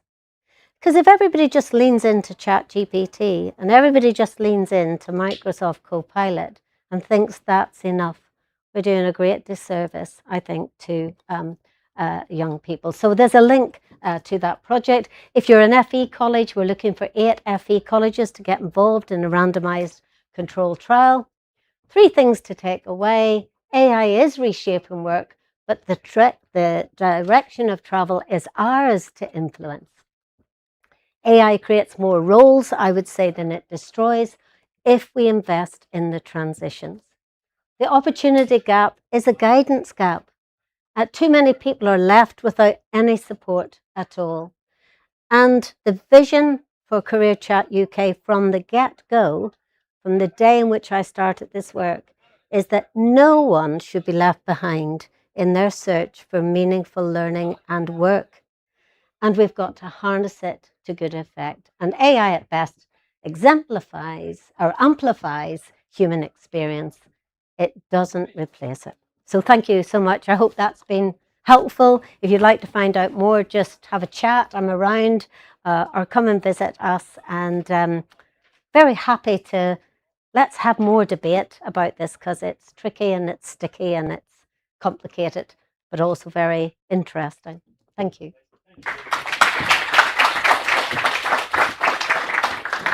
another half an hour break now. So if there is any further questions, please ask Deirdre. I've got one actually. Yeah. What is about this tool? We talked a lot about young people, but what about people who are coming out of a sort of, they might be 30s, 40s, 50s even, looking for a new career? Is it relevant, suitable still? Absolutely. This tool has been designed for young people and for adults, in terms of it's about career exploration on that lifelong basis. So, we're currently in discussion with a London firm who are looking at pensions and how, people are going to have to work longer. Well, actually, if you're, let's say, you're all younger compared to me, say 50 plus, and now you have to work longer maybe, and you also have to think about how you might have to adjust, then you're going to need to have career support. And those of you, the rich ones over here, you'll probably pay thousands of pounds for a really good career coach. And lucky you, though not always guaranteed that you'll get a really good one. And over here, really, you actually, I think the most important thing is I want all of you to have really good access to careers support. So adults 50 plus, we're working in York and North Yorkshire, adult education, women returning to education who've been out for quite some time. They love the little tools where they can just do likey, no likey in terms of different types of opportunities, and it'll give them a profile. So the idea is it's highly customizable. What young people want is different to what maybe adults want 50 plus, though who doesn't like an emoji, I have to say. But really important that everyone can use the curated careers chatbot. Conversation flows designed by people like me and professionally trained advisors that coexist alongside safeguarding guardrails around the LLM to adhere to a code of ethics and to make sure that we've got a framework that protects people. A funny story, someone said to me earlier, will it tell me, if I've got a relationship problem with my boyfriend, will it give me the answer to how to solve that? And I said, no, it won't. It'll be really boring and it'll tell you, I'm a careers sort of chatbot designed to focus on careers. But it might actually direct you to an organization that could maybe help you. So good question around, I think the future is very much around curated humans and the AI together coexisting. And that way we can be confident as society that all our data is not being harvested off somewhere, being sold to places that we don't know, and that people are using it not for social good, but for their own profit. And yeah, that's my. Thank you very much. So half an hour break, and then we're back for the last session, and then we have pitch fest at 4 o'clock. Where we've got our lovely startups here standing up in front of 3 investors and giving it their best. So thanks very much for attending the session. Thank you, Deirdre. It's been fantastic. Thank you. Thank you. Thanks. Thank you, Ben. Thank you. Yeah. Oh.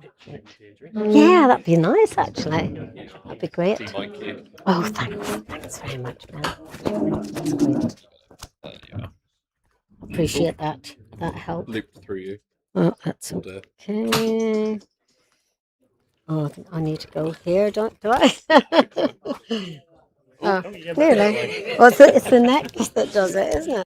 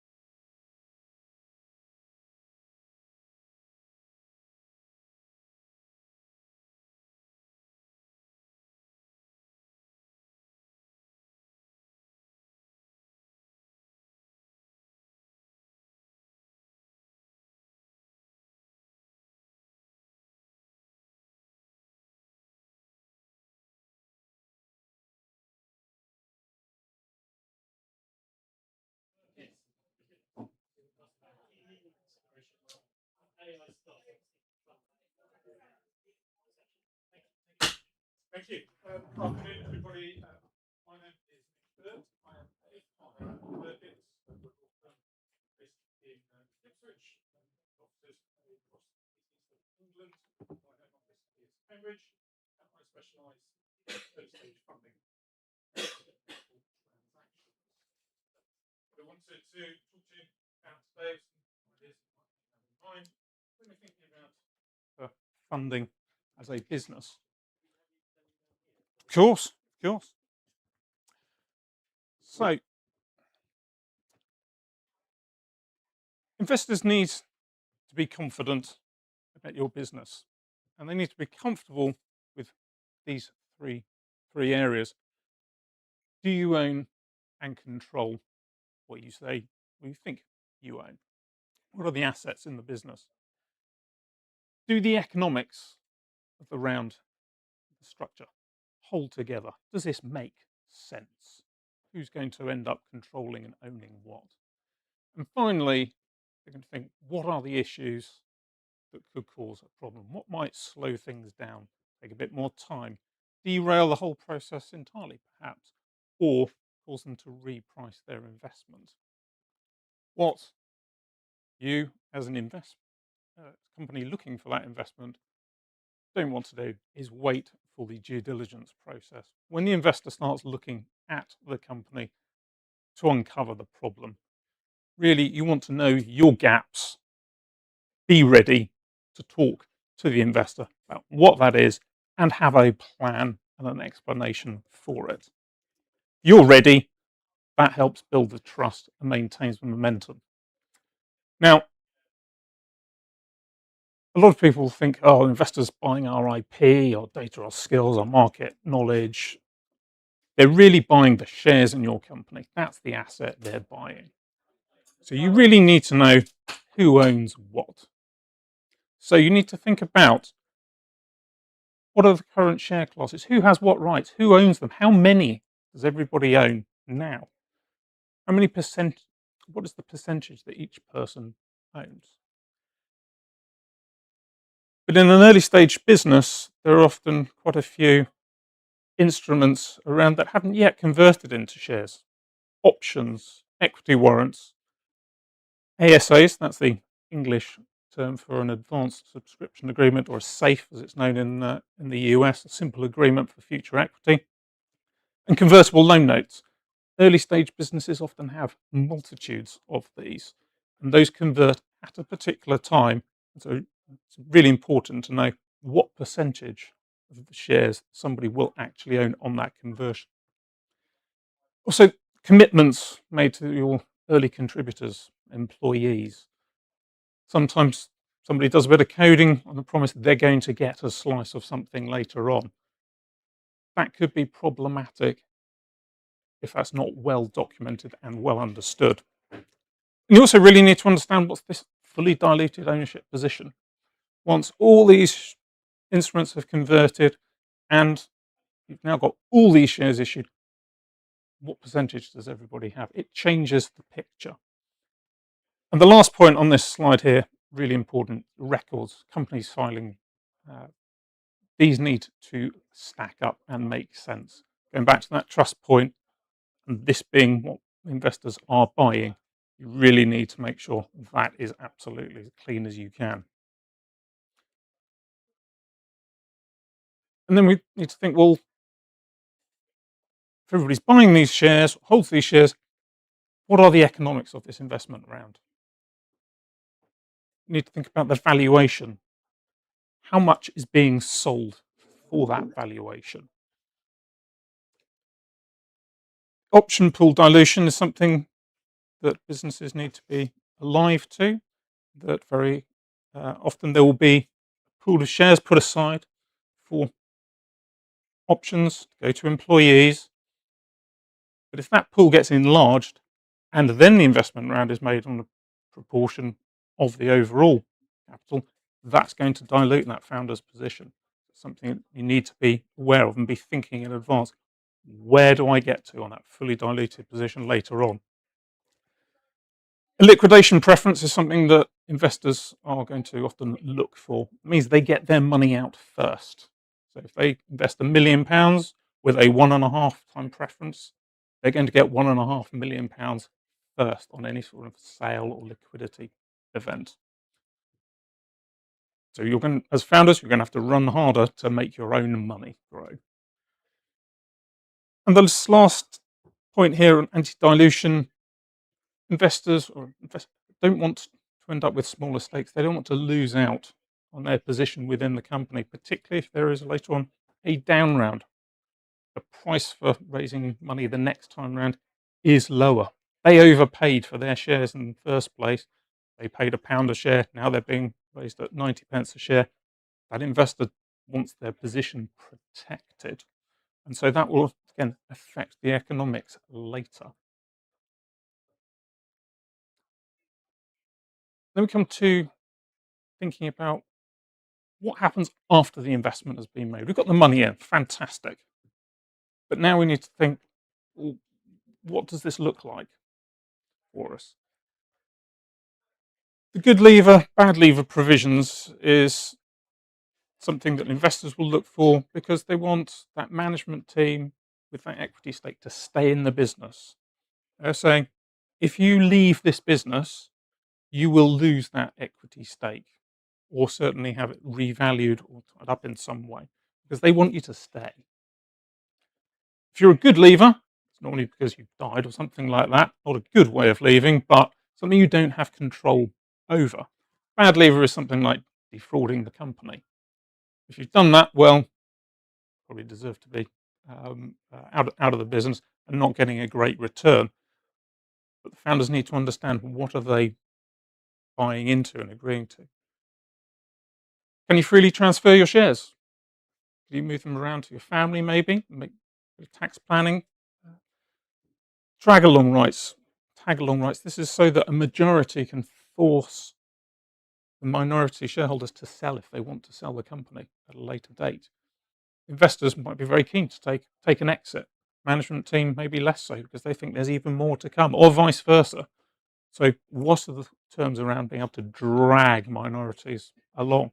Likewise, the tag along is there to ensure that minority shareholders don't get left behind. If you own 5% of the company, the other 95% shareholders have sold, made some money, and you didn't get a chance, you're going to be a bit disappointed. Restrictive covenants are going to be important because management teams will be able to move on to another job if they leave. Those leaver provisions are going to bite, but they could go and work somewhere else.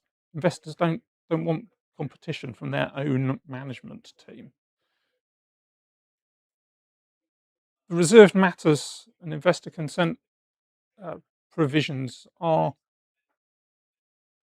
a set of rules by which the management team can run the business without having to go back to the investors, saying, fine, go and run the business, but don't borrow lots of money, don't employ too many people, don't take on a new property without us being consulted and approving that before. These aren't intended to be operationally restrictive at all, and they can feel oppressive initially, but actually they're really, really important to an investor to know that their money has been carefully looked after. And then the board composition is important. Who actually sits on the board of directors of the company? Who gets to run those day-to-day decisions? Investor probably wants a director on board. Maybe they want lots of directors. Maybe they have control of the board. Or maybe they want an observer to just sit there and know what's going on. And this is an AI festival, so we've got to talk about AI. What are your assets? What is the data that you're using? And what are the dependencies? So, I said earlier, do you own what you sell? So, where's the IP in your founder's agreement or employees' agreements or the contractors? Has that come into the company properly? Do you actually own the code, the data sets, all the documentation? Do you actually have third-party tools that you rely on? That's not fatal at all, but it needs to be understood because it means there could be some other external event that put the business in some sort of risk. And understand what is proprietary, what is licensed. You need to be able to show this to your investors. And to data, what data is being used. Is this personal data? Is this anonymized data? Where's it going? Where is it processed? We're here in England. AI is global. You are very easily crossing borders, selling into different markets. Data can flow around the world very quickly. And you don't always want it to be in certain places. You need to understand your data boundaries. Investors will want to see that. And have commitments you've made to your customers actually aligned to that structure as well. If you have promised that the data stays outside a particular jurisdiction or is in a particular place, is it encrypted, whatever it is, that needs to actually happen as well as being promised. Tax is a really important aspect on investments at this early stage. Individuals will be looking for seed enterprise investment scheme eligibility in their investment, perhaps, or the EIS eligibility. That means they get tax relief on their investment. It makes the investment cheaper and lower risk for them. That is a good thing for the company because it makes people willing to invest more capital. But does the company actually qualify? Do the shares qualify? Have they got the right rights? Does the investor qualify as well? That's another important thing. So those things need to be checked so that you can go out and say, this is an EIS eligible investment. You need to, if that's part of your sales pitch, you need to know that is true. And you need to know, can the funds be used as they are intended to be used by the business? VCTs, when they make an investment, they're not able to use, the company's not able to use the money, perhaps pay off historic debts that have accrued in the business or pay off old tax liabilities. That might be what you need to do, but you won't be able to use that money to do that. And advance assurance is possible to be obtained from HMRC. You can say, does this qualify? Can we have a letter saying so? They'll say, yes, this is an EIS eligible investment. Don't have to, but it really helps investor confidence if they see that in advance. And the due diligence process is all about just making it easy for that investor to say yes. They don't go into this looking for problems. They want to know that what they are being sold is actually what they're expecting.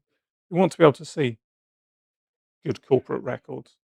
The National Security and Investment Act is something to be aware of in that there is an investment screening regime that the government has put in place for certain sensitive areas of the economy. AI doesn't automatically fall into that, but if your product perhaps is used in the defence industry and you're in a supply chain to the MOD, you could fall within that regime and need to get approval from the government before going ahead with the transaction. That can slow things down. Like I said, are there things that could slow the process down, derail it? That's one of those areas. Do you have all your documents showing where the IP is? Do you have your employee contracts showing this is how the team is contracted? Those customer and supplier contracts showing where data is going, what's been promised to the customers is important.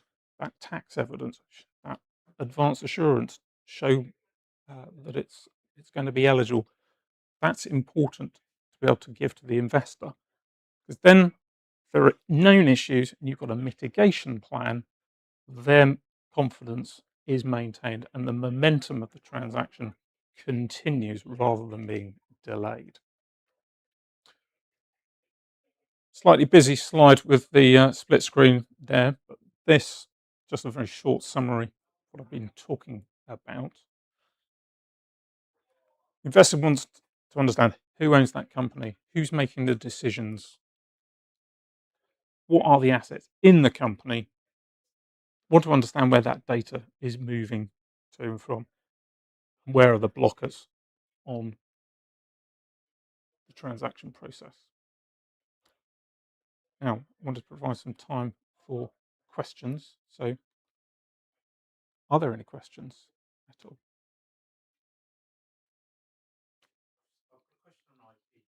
Sure. Corporate structure and where you have a holding company where if you then license that to the telco, Yep. and the telco business that wants to exit sell, Mm. and someone wants to buy that, can you write? How can you still keep the IP in your top code, but still give investor confidence that the IP is going to be top? So you'd be talking about having the ownership at the topco level, the license down into the operating company there, selling the operating company in due course, the confidence for an investor at the initial stage is going to be very high because it's there in the company they're investing in topco. When it comes to a realization, you're going to sell something, the confidence is really going to be more in the purchaser's mind. How do I still operate this company when I am only able to control that IP through a license rather than owning it? So having that license structure between an opco and a topco is maybe more down the line. But Ian here speaking earlier, and that's the because if the license is conditional on that, if it's a perpetual or irrevocable license, then that gives the investor confidence in the longevity of the business itself. So it very much depends on the license terms. So investors would accept that. Depends on the investor, yeah, absolutely. Because if we do diligence on businesses all the time, working through a sale, and one of the things we look at is the day after the sale, is there something that's going to impact your ability to use the assets that you have? Some of those might well get licensed in. Depending on the client, we drill down to things like Microsoft licenses or third-party licenses, open source licenses. It just depends how particular it's the business. But this is could that include the licensing fee? Yeah, exactly. I mean, it just depends in terms of the terms of the license. I mean, if you've got an IP right, you've got an exclusive right to be able to what you want. One of the reasons we conduct someone to use it is by granting a license. There's a bunch of conditions there that it might be that you have to pay us annual royalty based on sales. It could be whatever conditions you want to put on it. But an investor would, if they have a decent set of lawyers, that can probably drill down to the terms of that license.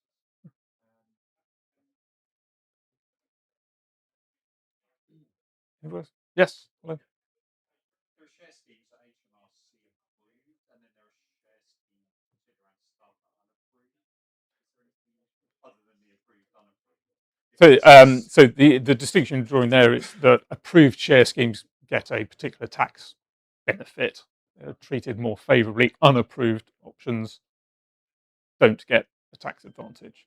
So an EMI scheme would be tax advantaged. A scheme that you draw up yourself that doesn't meet those criteria will not get the advantageous tax treatment. That's the distinction. And something is approved and unapproved. It's not. It's just fine. it's down to the tax treatment distinction. Yes. In the AI space, Mm. what are some risks there? For example, if I built a startup and I was predominantly using OpenAI models, Yes. and then whatever their ongoing troubles, however that pans out, it turns out, yeah, they've been using unlicensed materials. Can you foresee a scenario where, because I produce content or materials using OpenAI's models, can you the way in which so there is. I don't think that the output that you get from your ChatGPT prompt is likely to have the IP of somebody else in it, but it's a probabilistic process, so it could happen entirely by coincidence. That's it. The fact that they have used unlicensed IP in the development of their model that's produced your output, which is yours, is not in itself linked at all. So I don't think the risk might be more that you're reliant on their continued services to operate. That won't be more of a risk than is there an IP issue for you having developed something.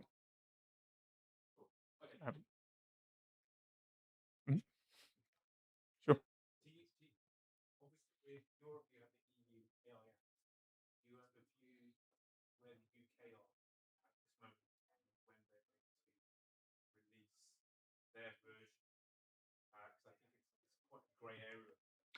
At the moment, there is absolutely no AI regulation in the UK at all. The closest we've come is Lord Holmes put forward a bill 2 years ago, almost, as a private member's bill, which was a proposed regulation framework to.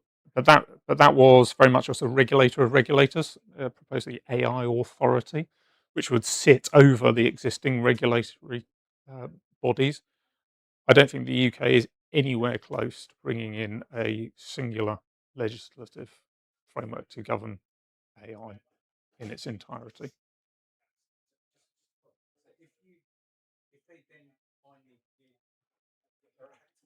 Mhm.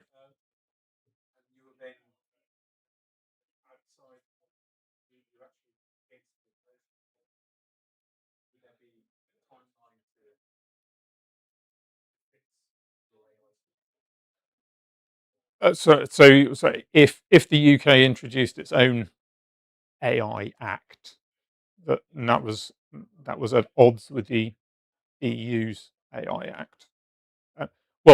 We already are at odds with it. We if you want to go and sell into the EU, then you've got to comply with those laws. If you want to just be here in the UK, then you can just comply with EU laws. It's just down to the market that you want to sell into. I'm sure there would be some sort of transitional provisions to allow for that alignment, but that's just nowhere near even sort of laid out as an indication. There's no sort of white paper or anything on that. Yes. Is that actually an advantage to start up in the UK then? I mean, would you rather be a startup in the UK than a startup in, say, Europe? So you're selling to a local market initially. Does that give us more? Does that give us an advantage? Would you say? Given, as I said earlier, that AI is really a global market, there are lots more opportunities globally than there are in one single geographic area. I think that it's not necessarily an advantage.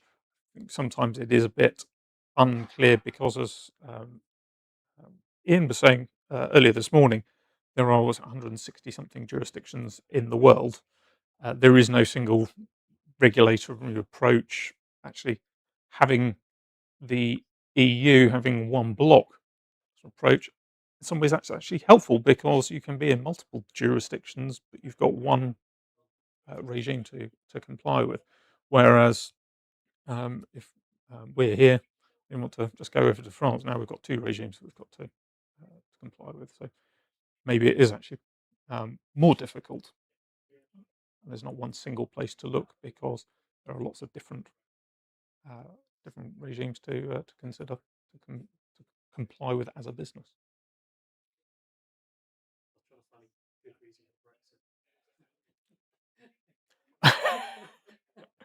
Still can't find that. Anyway, let's get good luck in your search. Thank you, Nick. Thank you. Thanks. If everyone could, make a round of applause. Thank you very much.